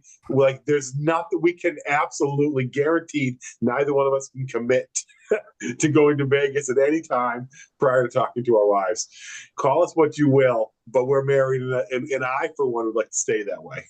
Well, I mean, our big thing. I have not bought Dunkin' Just Donuts. June. It's June right now. September's 3 months away, man. Like, I just bought a bat for Cameron. It's Sin City. I bought a bat for Cameron recently, thinking I was going to spend $100, and it was like almost $300 for a bat. And like Sabrina's telling me that the most important thing in our whole world right now is that we go on a family vacation. And I'm like, cool. Do you have that planned?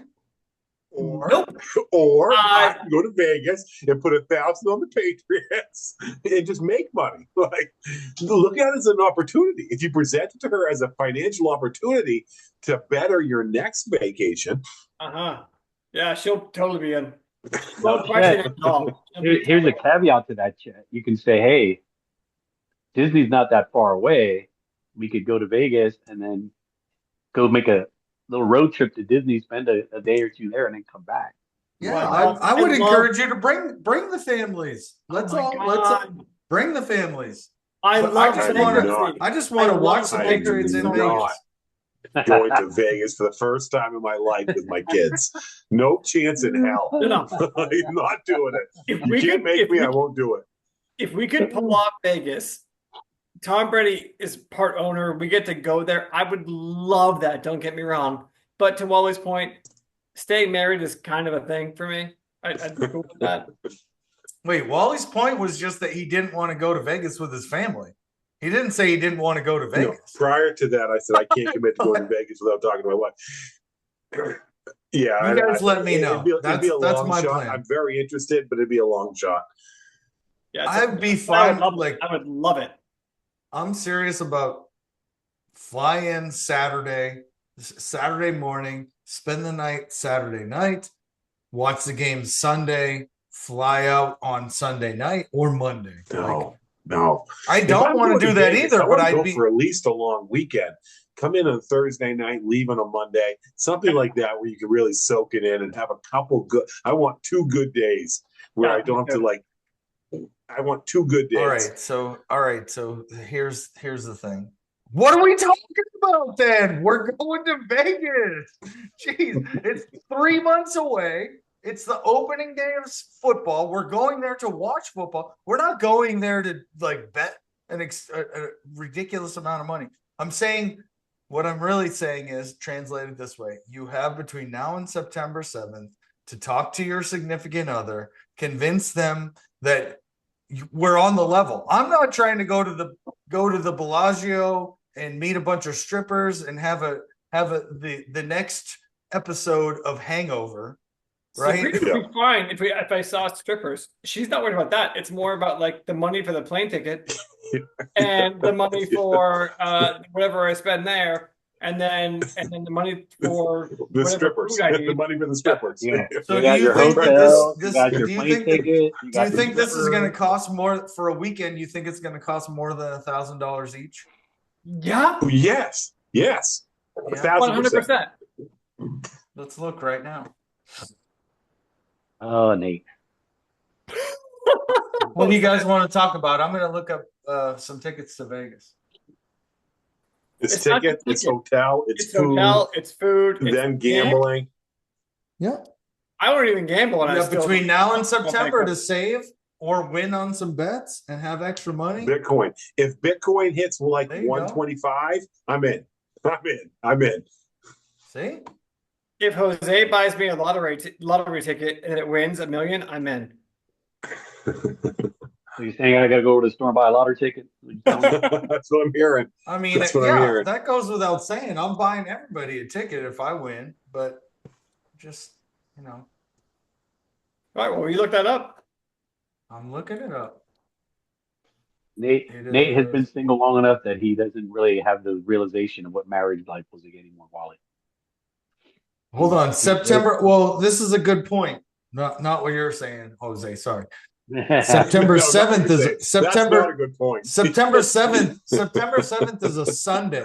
So we would fly in, and that's opening week. So we should fly in on Wednesday. Be there Thursday. That would be the long weekend that you're looking at, Wally. Be there Thursday, Friday, or most of Wednesday, Thursday, Friday, Saturday, Sunday, fly out on Monday. That's like a full week. That's pretty much a week. Yeah, it is. That might be a day. Opening week. Day too long. That might be a day too long. Well, you decide. I'm just saying. How much do I save money wise? I'm looking it up right now. I didn't even hit enter. I just.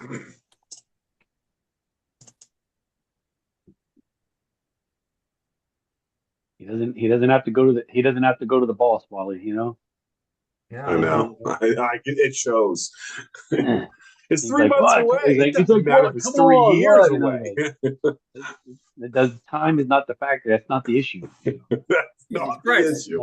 You know what? I'm gonna book it from Boston to Las 3 Vegas. months away.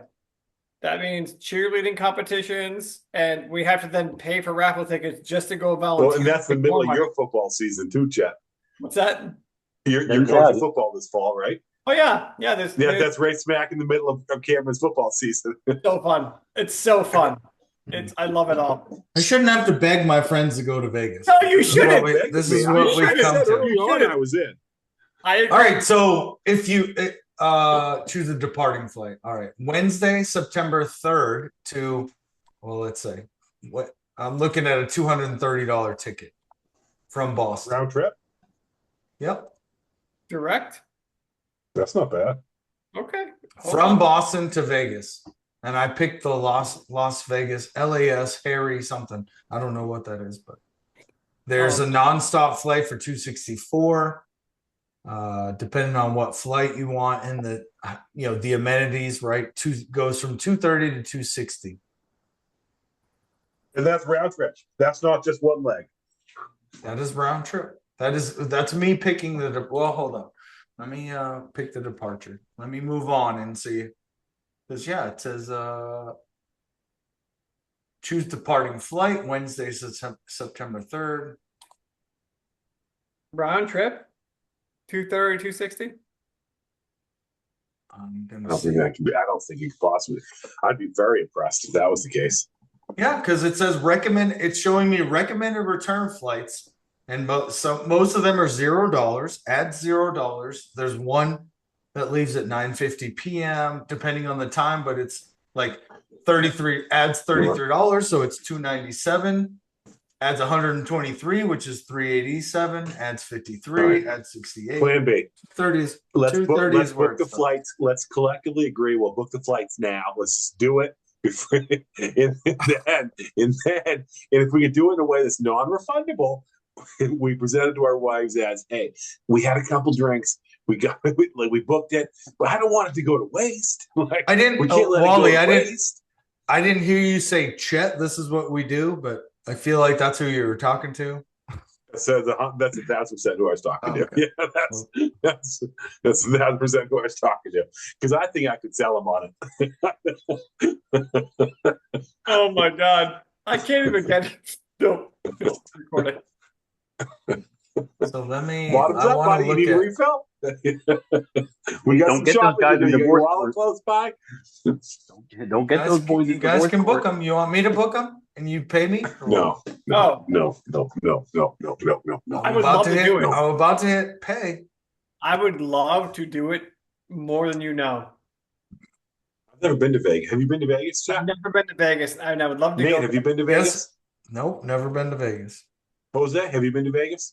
No, I have. You know what's funny is my daughter and my ex-wife went, but I've never been. My Jesus daughter and her mother went. Yeah, I didn't go. They Jesus. actually went twice. Once was It's all right, guys. I'll ask them if they want to go with me. It's no big deal. I'll just. I'll have a good time either way. I just want to be there for opening to go day. with you. I want to go. So do I. It's not about what I want, though, I would love unfortunately. to do this. Or I'm sorry, me, Jose, and my daughter. Actually, my daughter probably won't. She'll have 3 kids by then. But No, Nate. My actually, ex might go with me. you want to know how to get our wives to agree? Ask them to go instead of us, and they'll totally do it. Like, no problem.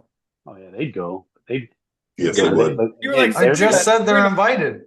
Then that's what you do. You go to them and ask, "Hey, do you want to? Let's go to Vegas for opening day, Tell you, opening the last thing I weekend." want is our wives in Vegas with Nate. Like this, it's just not the scenario I need.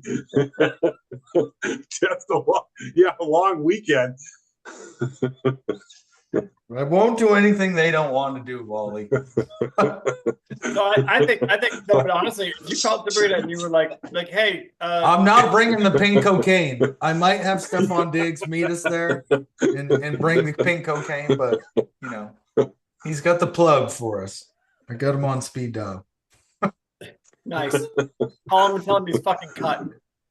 It's all right. Me and Jose we'll have the Caesar's suite. I'll walk in and ask him if he thinks Caesar lived here, you know, at Caesar's Palace, and we'll have a good old time, man. Go ahead. Go find the tiger, because that's what happens. Yeah. No, well, I don't know if Mike Tyson has a tiger. I would go to Mike Tyson's mansion to look for the tiger, but I think at the Bellagio, the magicians or whoever they are, they have a tiger. But I want to walk into Caesar's Palace wearing the same thing that, you know, the actor with the beard and the crazy one, the lone wolf. that good life with the Galactus or whatever his name is. Yeah. Walk in and say the same thing. Hey, do you think he lived here? Do you have a payphone? My beeper. Hey, you know, the good part of that Nate, is he's the one who gets punched in the face by Mike Tyson. So you know that's all. You can have that too. I will take a punch from Mike Tyson, man. I'm too, not going to man. remember it. I'm not going to remember it. Right. That's okay. Yeah, you will. I'll take a picture. I'll make sure you have a picture of it. So. Well, I mean, I'll get that on video. He's Picture's not good still enough for got me. it, man. He's still got it. I mean, he would have finished Jake Paul, but wouldn't have been for the contract. But you know, I believe that too. I'm surprised we haven't heard more. That was my conspiracy theory. There was supposed to be a rematch. Well, Yeah. Jake Paul knows better. He knows better.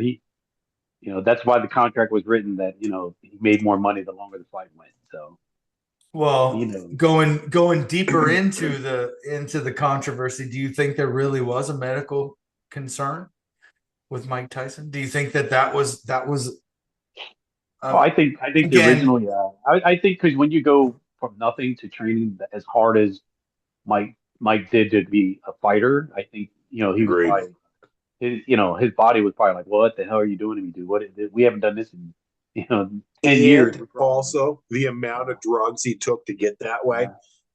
Yeah, yeah. It I was mean, all natural, man. He was just on that No cannabis, chance. He was on that every THC, steroid in the man. world he was to hanging get out to with get Barry look that way Bonds at and 60 years old. LeBron. Oh He was no, hanging. no! I saw Mike Tyson with Stephon Diggs, and Stephon Diggs gave him some pink shit in a bag before that match. I mean, yeah, I think when he's got some HGA. I mean, him and LeBron were hanging out, and they were all natural, and I think it Right. caught up with him. So you know, so All right, so Vegas is still up in the air. In We'll the air. I'm we'll not a no. I'm not figure a this no. out. I'm I not a am no. also not a no, but Nate, you gotta call my wife and be like, I served in the military. You have your freedom because of me, and I just want Chet to go. Like that kind of shit. You gotta go hard on that. No. I I don't I think what don't we use need to that do to get a is 10% discount, man. we need to Like pull we need to I'm pull the not gonna numbers. use it to I'm not gonna use it to get one of my good friends to go to Vegas with me. If you want to go, you go. It's not don't go to Vegas because I'm going. Go to Vegas because you want to. And it's Love opening to. weekend of the NFL. God damn it. I would love not to. about want to, Nate. You're missing the point. It's not about want to. That's it. Again, you've been single long enough that you can what you want to do, you can do. That doesn't work like that with them. It's just Well, I so. understand that too. I mean, my daughter's grown, so even if I was with her mom, it would be If there. you There were if still you're needs to with be your a mom, question. There still you would needs to be a still, question and a massage. But she yeah, would you would, she would if yeah. I were with her, she would come with me, or she would be invited. That's make sure you invite them. Like I think you should. If they Now you decline, could then you guys could sell it as a hey, a little trip. Yeah, I'm gonna hang out with Nate. We're gonna do some football stuff, but hey, we can go do some sightseeing or whatever you want with us. If you invite him as like, hey, just But we'll get but what we about leave our the kid with dependents? leave the dependents with the grandparents. I don't have all any right. Here's the grandparents. deal. Like Here's the that. deal. I don't know. Listen, This I'm is coming the around to this. I'm coming around to this this is plan. gonna seal the deal. This is gonna seal the deal. Live draft in Vegas the weekend of the NFL opening weekend, and then we stay there in Vegas. Will that seal the deal So or like no? the third, we get it on a Thursday. That night we draft. We find somewhere. We do the draft, and then we just party in Vegas. Yeah, but that also Oh my means god. that but that means that I tell my sister and her Oh my husband god. that hey, the live draft here, obviously live draft means you just need to get a on your computer. They don't need to come, but they're invited. You know what I mean? Right. Same with you guys. You guys don't need to be there, but I'm going to hold a live draft in Vegas the week Wednesday night before the weekends the Oh, so you NFL now you season extended. starts. I like it. That's my idea. I don't know if you guys can. I don't know if you guys can use I love that the to idea. get the whole weekend in Vegas or not. But I mean, at my age, I'm good for one night out, and I want to be able to function on the Sunday, and watch No, football. Yeah, no chance. You can't be in Vegas and not go out, right? Like you can't like, hey, I'm going to call it a night. I'm going to stay in and read a book. Like you're I fucking might. You just Vegas. never You know. got to go out every night. You got to hit the town hard. I want to, but also I've never been there, right? So I assume there's dress codes. I'm not. I'm not wearing a collared shirt like Chet every night, or And dressing that's to the not the hurdle. nines. I mean, I That's not the could. hurdle. We could figure that out. We could figure that I don't out. think it is either. I'm just saying, like that would be reasons why I don't go out is because there's a dress code, Yeah. and I didn't bring dress shoes. All I got's my Chucks, and like they're not gonna Yeah. let me in. So I guess that I agree. means there usually isn't dress codes at strip clubs. So Yeah, I mean, you're not wrong. You're not wrong. but And I tell you anyway. what, my wife would probably rather go to a strip club than a dance club. Like, rather be. So I think we all would. I'm not gonna lie. I think we all would. I would. I'd rather go to a place where they're watching sports and there's music playing, but it's sports centric. You know what I mean? I will go to a pool party. I will be at some pool parties, doing shots off of women's bellies. Yes, random strangers. You haven't showered in 3 days? Let's do a shot off of your belly button. I don't care. You just came out of the pool that everyone's pissing in. Yeah, let's do a shot off of your belly button. I I think you have a problem. That does not sound enjoyable to me. That's not I'm how the really concerned conversation for will your health start, and but that's what well-being. I'll be thinking. That's what I'll be thinking when they're like, "Oh, let's do a shot. You want to do a shot off of my belly button?" Like, what? Like, yeah, okay, let's do it. It's like, but what's going Oh, through my man. head is like, wait, you just came out of the pool. I have no idea who you are. You probably haven't showered in 3 days. Like, anyway, I didn't have anything else on the docket today, Wait, boys. I'm If sorry. there's Look, something before we stop, this whole conversation with the past we 5 don't have to minutes, I thought, stop. I'm just I thought I was watching the PDD trial. Is that what happened? the what? The what? The Yes, PDD trial. Was I we watching should. that? It's not a definite. It's something that I thought that we might want to talk about. Oh, What do you guys think in the future? Do we want to talk about P Diddy and like everything that's going on with? So Yeah. again, it's social media, but I saw a clip on Twitter. It was this dude that had this was back in 2018. He said he was a foreigner. Foreigner as in he had an accent that I'm not. I don't know what country he's from. He's not originally from America, or at least his heritage isn't. He could still have a accent, but anyway, he said that one he was brought in to talk to authorities. He said that he was P Diddy's sex slave. He was paid to pay. He didn't say paid. He said he has had sex multiple times with his wife while P Diddy watched, etc. And then he went on this tirade about P Diddy being part of the Boule, which is a branch of the Illuminati, which is, for lack of better terms, it's an African American that kind of outs his own people. Or tries to manipulate them. And anyway, he said that he was part of that. He mentioned about pink cocaine, and then also what was also in the cocaine that made it pink, or the reason why it was pink to disseminate. And then he just talked about a whole bunch of things that in 2018 when he came to authorities with this stuff, they had no idea what to do with it. They thought he was crazy, and he made it all up. And then this same individual, literally this week in court with the whole P Diddy thing, was his testimony in that specific interview in 2018 was found to be true. Well, I'm sure mild speculation with the whole Boule and Illuminati and etc. But everything that he said about being a sex slave, multiple times being with his wife while P Diddy watched, were however that worked, that dynamic.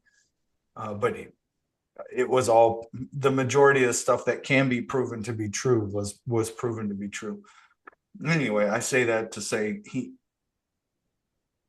that interview also went into LeBron James on his chest has a tattoo of the Boule symbol. It looks like a lion on kind of like the profile of it on a statue. And anyway, just to think about the amount of artists in the music industry that he influenced in a good way, positive way, what we see as a positive way, and the things that he's done, to kind of cast a huge shadow over that. I feel like we should at some point talk about it. We should. But yeah, I agree. I have to do a lot more research. This is the first time I've even ever heard the term boule. I don't know anything about that outside of the couple sentences you just said. So I'd have to do my research. I think I'm gonna have to Google it. Yeah.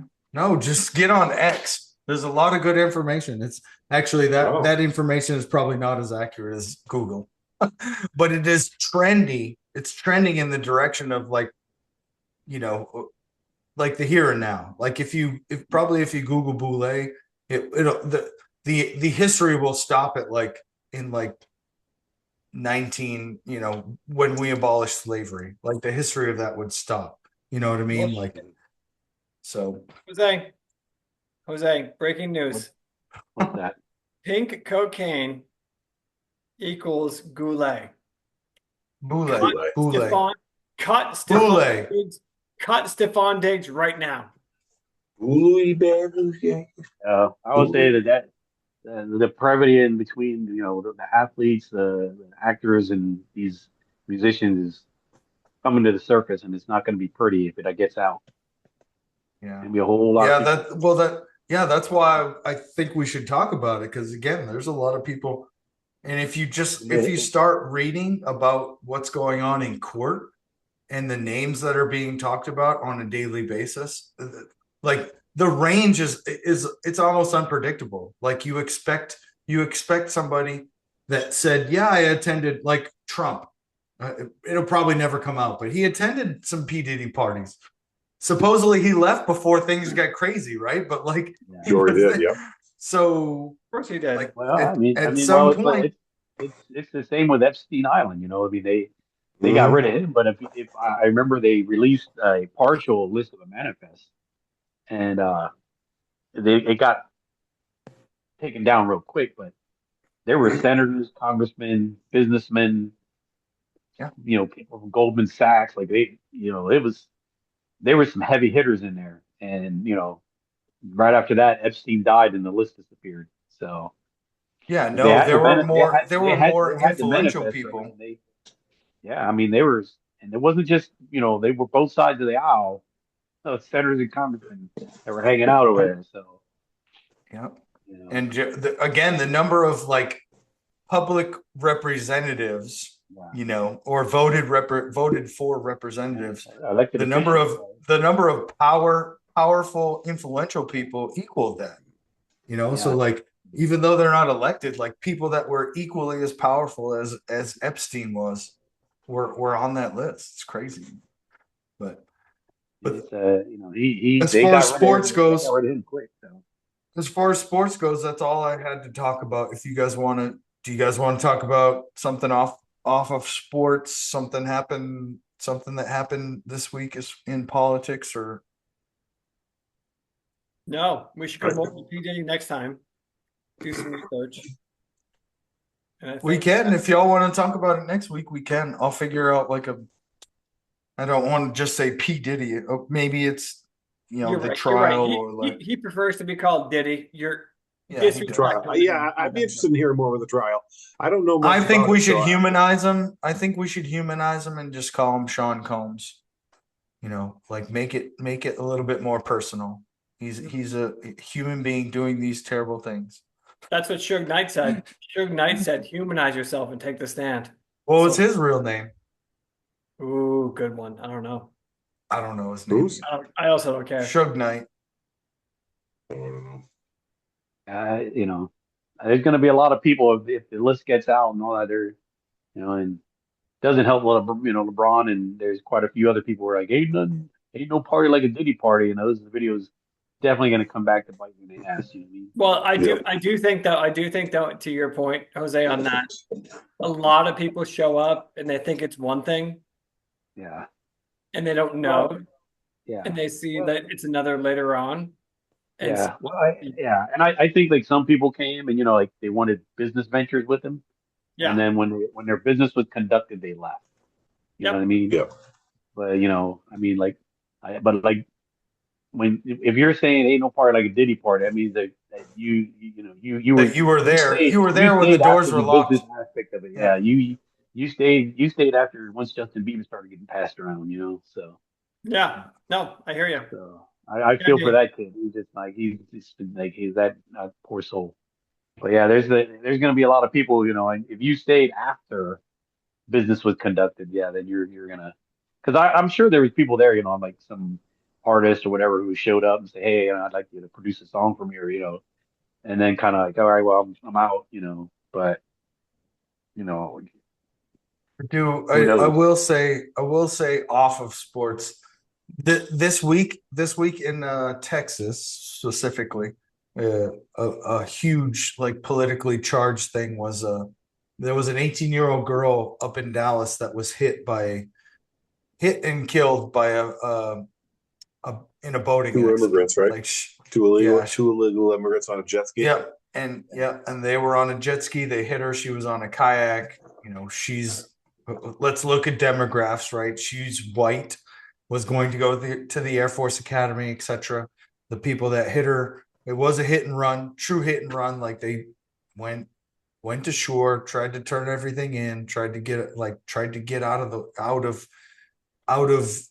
the area, and they did, and then they were caught by authorities. But those two individuals were from, irregardless, a country outside of the United States, and they were illegally allowed to be in the state in the country via the Biden.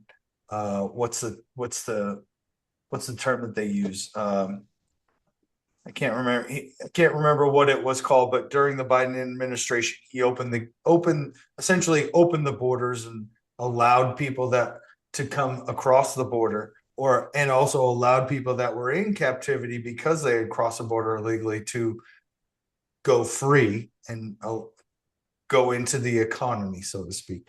And I can't remember the term that they used, but those individuals were part of that open border policy. They came through during that time, and that's a huge. Again, they're not the first person. They were probably two of the best people, that as far as American citizens up to that point where they were earning and burning and trying to live a better life than they had, and then the hit and run happens. But it's politically charged in that aspect where it's during the Biden era where he opened the borders to everybody. They came in. No, they didn't have criminal records prior to that, so it's not like they were on anybody's radar. But I think it makes a good visual, right? Like it's the bad. Oh, it's those bad immigrants, and they killed the good American. Like bad shit happens every single day. Stories like that happen 3 times this summer up here in New Hampshire, where somebody's drunk and does something stupid. Like, yeah, it's bad, and they're bad people, and they did a bad thing. But the fact that it's turned into this giant narrative on immigration is like predictable, right? Like, who doesn't see that coming a mile away? And from my perspective, kind of besides the point. It's a bad person that did a bad thing, right? So you tie them to immigration because they're an immigrant, but it could just as easily have been a white person from Iowa. That, you know what I mean? Like this shit happens all the time. Bad people do bad things. I don't think it is indicative of a failed immigration policy necessarily. I think that's a cherry picked story that fits a narrative that's now got blown up on a national stage. that's a square peg in a square hole. But do you think? So I just watched last week Sean Ryan podcast. He brought on they call him the czar, the border czar.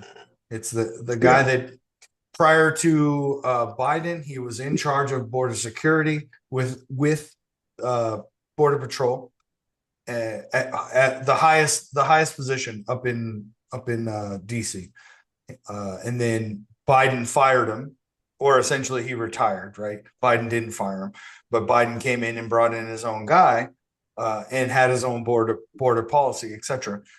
But this guy retired, and then when Trump was reinitiated or voted back in, Trump convinced him to come out of retirement and then brought him back in to secure the border.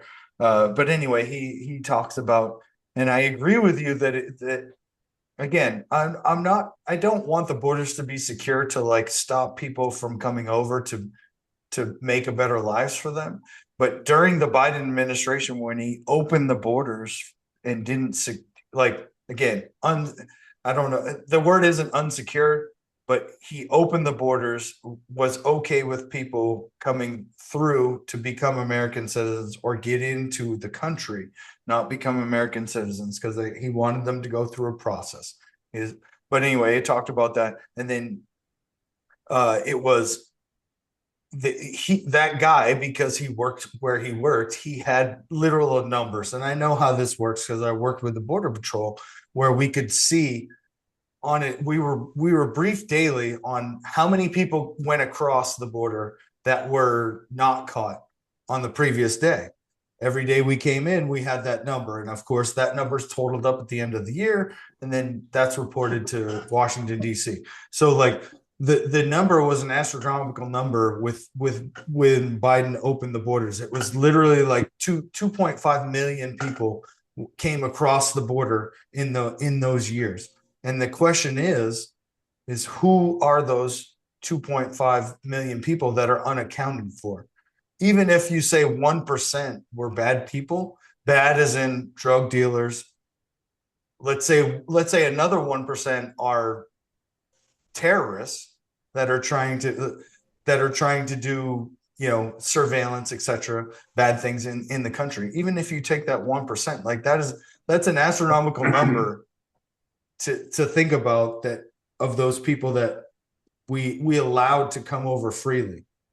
You know what I mean? So maybe we should have a conversation about that, but I'd be happy to, because I think you also have to speak to the historic roots of our country and kind of what the very foundation upon which we were built on, right? Because it's hard to say, like, oh, hey, it's the Biden administration when we've got 250 years of very liberal immigration policies that, in fact, we have one of our great monuments in this country. What's it say on the Statue of Liberty? What's her tablet say? Something about bringing all your weak and your destitute, like come to like you. I don't remember the exact saying, but it's something. If you had watched episode 13, we actually, for fuck's sake, you said it and I said it. Well, I would say to Wally's point, legal immigration is it's always going to be there. I don't think anybody has a problem with immigration. I think it's just the aesthetics of it when they were rushing the border, when they were running through the Constantine, it didn't look good. It looked like we were being overrun. And then you take what's happening in the UK and Canada with basically they're losing their country to the Muslim faith, to Islam, and you can create a whole huge paranoia if you want to. And as far as these two people in that incident, I think their mistake was leaving. If they go to shore, call the police, call an ambulance, and hold accountability, like, hey, look, they're doing the right thing. It's just a terrible accident. I think the bad part for them was they ran, and it made them look worse than what they really were. And I think that's where, I wish they would have just got to shore. Hey, we hit this girl. Let's get somebody out there. We got to save their life, or just went in the water, got her, brought her to shore, and then called for help. Yeah. I think the hard part is aesthetics of it would have been so much better for them.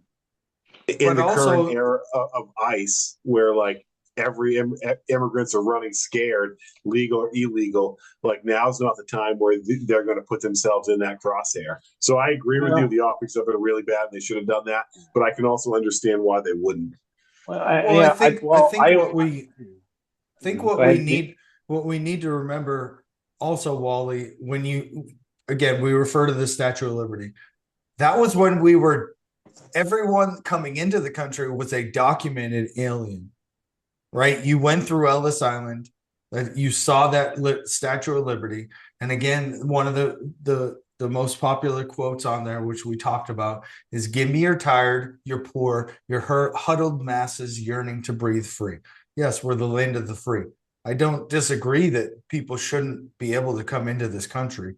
I want it to be controlled so that they are documented, so that we stop the people that are trying to gain access to the country illegally, because to do things illegally, not earn a better life. And it's not a refined process as like, oh, let's bring everybody and we'll do a questionnaire. Oh, you're not going to do bad, you're going to do good, you just want to live free, all right, come on in. No, it's now, because times have changed, we have biometrics. We already know who most of the bad guys are. We just need a way to funnel them through to get to do due process, to allow people to come in that again, and we can control it that way, as in trickle it. Like, we don't need to bring in 2.5 million in a year, every year, because I mean, do we have enough land? Yes, but we don't have the grids in California are shutting down daily, the electric grid. So like, I mean, we already have more people in certain areas than we can sustain. But I just feel like it needs to be controlled better, and again, ICE is only stopping the people or finding the people that are illegally gained illegal entry and are trying to earn a better life for themselves. They're only doing that essentially, one, to meet quotas, two, because they have nothing else to do, and they're federally funded. Like, okay, and most of I will probably say that most of that stuff they stumble on. They don't want to go out and get the grandma that's lived here for 15 years and all of her family is here, and then deport her. But I do think if they do that, like, I think there should be a process where we're not deporting you. Here's a working visa. You have, we'll say, 18 months to apply for citizenship, gain citizenship. From that point, if you don't do that, then we're coming to get you and we're going to deport your ass.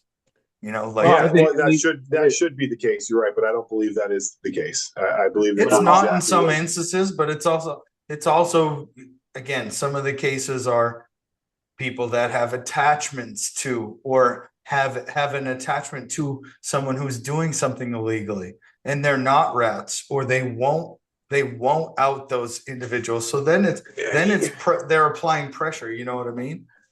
It's things like that I know that happen behind the scenes, where they don't talk about that in the media. It's just, again, it's the grandma that's being deported because ICE rolled up on her, but it doesn't talk about her. She was an informant for so many years, stopped informing, and now they're going to deport her. You know what I mean? Like, she's had several. That's just how I know probably the system works. Go ahead, Chet. Well, I'm going to switch the subject real quick to something important and come back, so you can go first, Jose. Well, I was going to say that like, if you've been here 15 years, you probably should have started the paperwork sometime. I think if you've been here more than 5 years, okay, at some point you're like, okay, I've got a job, I got this. It's time to start the paperwork, start talking to an immigration lawyer, and get the paperwork rolling so that you can start the naturalization process. So for me, I'm like, if you've been here 10, 15 years, well, that's a you problem. You should have started the process. The other thing that I sit down, I look and you kind of touched on me, like they're protecting these bad guys, but I think there was a story of a mother taking the babies, this, that, and the other. They deported the babies, but the problem was they didn't deport the babies, they deported the mom, but the mom decided, I want my kids to go with me. Well, who are we to say you can't take your kids? You know what I mean? Because if we would have said, no, you can't take your kids, they're staying here, and then shipped her back, well, they would have been vilified for separating her from her kids. Yeah. So it was a no-win situation. So, like, I think we need to get more, I think they need to tell the whole story of why, okay, well, we're deporting this woman and she has kids that were born here. Yes, they're U.S. citizens. Well, she chose, but they're still dual citizens. And the crazy thing is when they get older, they can come back. And my question is, well, where's the dad at that made these kids? If he's a U.S. citizen, why isn't he keeping them? There's Yeah. so many unanswered questions, and that's the problem with both sides. And whether it's Fox, CNN, MS, they're only giving you their narrative instead of giving you the holistic picture. Give me everything. I think we're smart enough to figure out, you know, hey, let's get all the information so we can make it informed. That way, when you get there, there's no gotcha. I think that's the biggest thing when you watch them. They want to get that gotcha moment instead of just giving us the whole picture and say, hey, you're pretty, go back to Walt Cronkite where we're just giving you information and you process it and absorb it the way you feel. Yeah, I agree. All right, Did you boys. guys It's need? 11:30. I'm going to bed. Yeah, fair enough. Well, I just wanted to Do you make have my a dad joke, Wally? No, Wally, stay for my last point real quick. You'll appreciate this. So to your point, Jose, I feel like we're privileged in America to be the place everyone wants to go. Everybody wants to come here to make a living, to have some dignity. And I'm watching the news ticker right now. Not one news source, but many. And the good news is Donald Trump just let everyone know that he's willing to pardon P. Diddy if he's convicted, potentially. Super excited about that. I'm super excited about that. That doesn't mean he can't be convicted. He'll still be a convicted felon, more than likely. It just doesn't mean it just means he has no consequences for his convictions. Just like the reality TV show couple, the Chrisleys, he just pardoned, who had conned $30 million. But because they're Trump supporters, they can just buy their way out of prison. Like, yeah, great. Congratulations. This is fantastic. Now be careful because we have a pay to play. We have a pay to play government that we always have. Black Lives Matter took a lot of money and they didn't spend it on Black lives. So Jose, I agree with you. It's happening on both sides. So let's not pretend he's draining the swamp then, right? He's just pumping up his own swamp, right? Yeah, and like I said, he's yeah, I agree with you. That's why, again, it goes back to we need term limits. We need to get rid of the whole, they don't need a retirement. You know what? You do, why does it, let's do term limits like a president. Hey, you can hang in there for X amount of time and then you got to get out. We'll give you 12 years, get out. On that same note, though, Wally, like going out, Biden pardoned a bunch of people. We had discussions about that. Like, so whose swamp is he creating now? No, or is every president? Why are we still talking about Biden? Like, it hasn't. Like, we're so stuck in like. Why don't we talk about what's happening right fucking now? He just been like the shit that's going on currently. We're still stuck on Biden. I agree, and I said at the time, him pardoning his family for future potential misgivings is stupid, ridiculous. Like, I don't disagree with that in any capacity. However, we have a pay-to-play government currently where if you buy enough money, if you're who was a guy that was just pardoned last week, whose mother was at that Bitcoin dinner that Trump threw a month ago. Did you see this? $1 million a plate fundraiser for him, and then his son gets pardoned the next week. Was that the Silk Road guy, or was it a different guy? I don't know who you're referring to. I mean, the sad part is that it's happening on both sides, and I think that's where we need to we need to limit these guys' power. I mean, you shouldn't become a congressman or a senator or a congresswoman and come in and broke and then now I'm leaving with millions of dollars. It's just not. I shouldn't be better at the stock market than Warren Buffett when I used to be a bartender. You know what I mean? Like let's call it what it is, and it's on both sides. So I agree, though, Wally. And you said pay to play government. It's been that way, bro. They don't teach it in history school. In history, when we were in, between first and eighth grade, and they don't teach it anywhere. Like, it's been that way. Like, I know we're not imbeciles, and we've had that feeling, and now we as in this group of individuals right now are accepting that that is the reality. Like, that is how it is. And I know the struggling part is, and I do it too, is that we fall into our old ruts where you I have a tendency to like try to defend the liberal side of things. You have a tendency to try to defend the conservative side of things without being willing to criticize the side we're on. And our focus tends to remain on the opposite side of the aisle, where we're still talking about Biden stuff, and I'm stuck on the Trump pardons when we're both not able to say, yeah, both of these are wrong, right? You know what I mean? Absolutely. Like both sides of the aisle are wrong, and like we're the ones that are suffering because they don't give a shit about us. They're going to continue to pander to their base. Nate, But my point in bringing up the Biden side of his what's the word I'm looking for? Whatever he did, his pardons wasn't to say. I guess I wasn't saying it directly, but it wasn't to say that's just as bad as Trump. That was me conceding, or honestly trying to get you to concede, I guess, that we're both wrong. You know what I mean? Like because I didn't say that what Trump is doing is right or good, but there's two sides of that coin, and I guess you're right because yes, I voted for this guy. Then of course I want to look at the other shoe, not the one that we're standing on. And I do the same thing. We all do. We all do. Yeah, I mean, honestly, the only guy I really wish they could go after is Fauci because he's just horrible.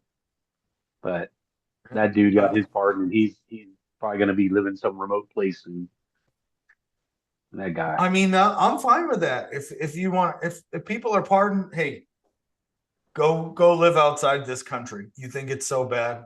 I really wish most political people or people that speak out about this country go live somewhere else. There are beautiful places all over this world, and you can go live in Portugal. You can go live in Maldives. You know, those are beautiful places. Yeah. But the problem is they're not going to be able to talk about their government like that over there. And No I mean, way. or they won't be relevant either, and that's why they remain here, because they can remain relevant. They can post something and very true. I mean, Alyssa Milano came out of her cave. So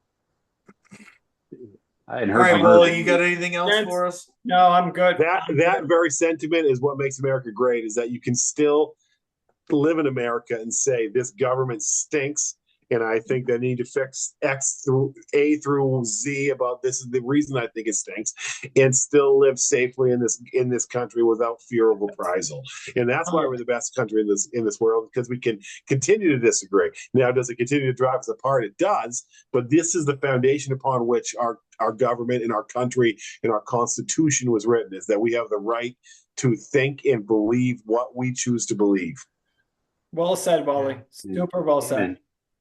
You've also said that we see things in black and white, and I agree with you, and I think that we should somehow figure out, and I'm not sure what it does, what social. I think it's a combination of news information, social media, how we interact with individuals, but I think that it's not. We understand before we start having a conversation that things aren't black and white. There should be a middle ground. But then we start having conversations and we believe what inside, how we see things is how they should be. And then we start trying to influence others by being black instead of white, or being white instead of black, and not finding that gray area. It's just weird how that happens, because I find myself doing that sometimes too. Like, I'm not trying, and people will tell me, why are you trying to push this on me? I'm like, oh, I feel like I'm having a conversation with you about my thoughts, and you're telling me that I'm pushing this on you. Like, maybe people are too sensitive, and that's really not happening, and we're not going black and or white. We are actually just expressing ourselves. But all right, who's got a dad joke so that we can wrap this up? Anybody? I got one prepared. I don't know if anybody. Let's go, Nate. Yours. All right. So why did the coffee file a police report? I don't know why. It got mugged. I love a good coffee joke. That's all I got for today. All right. I appreciate y'all jumping on with me and having a conversation. Like, subscribe, follow, all that stuff. We'll stop the recording if you guys want to stay on and talk. We can, but I'm going to stop the recording. So just say, if you want to say peace out, whatever. Good night, everybody. I Good night. Love y'all.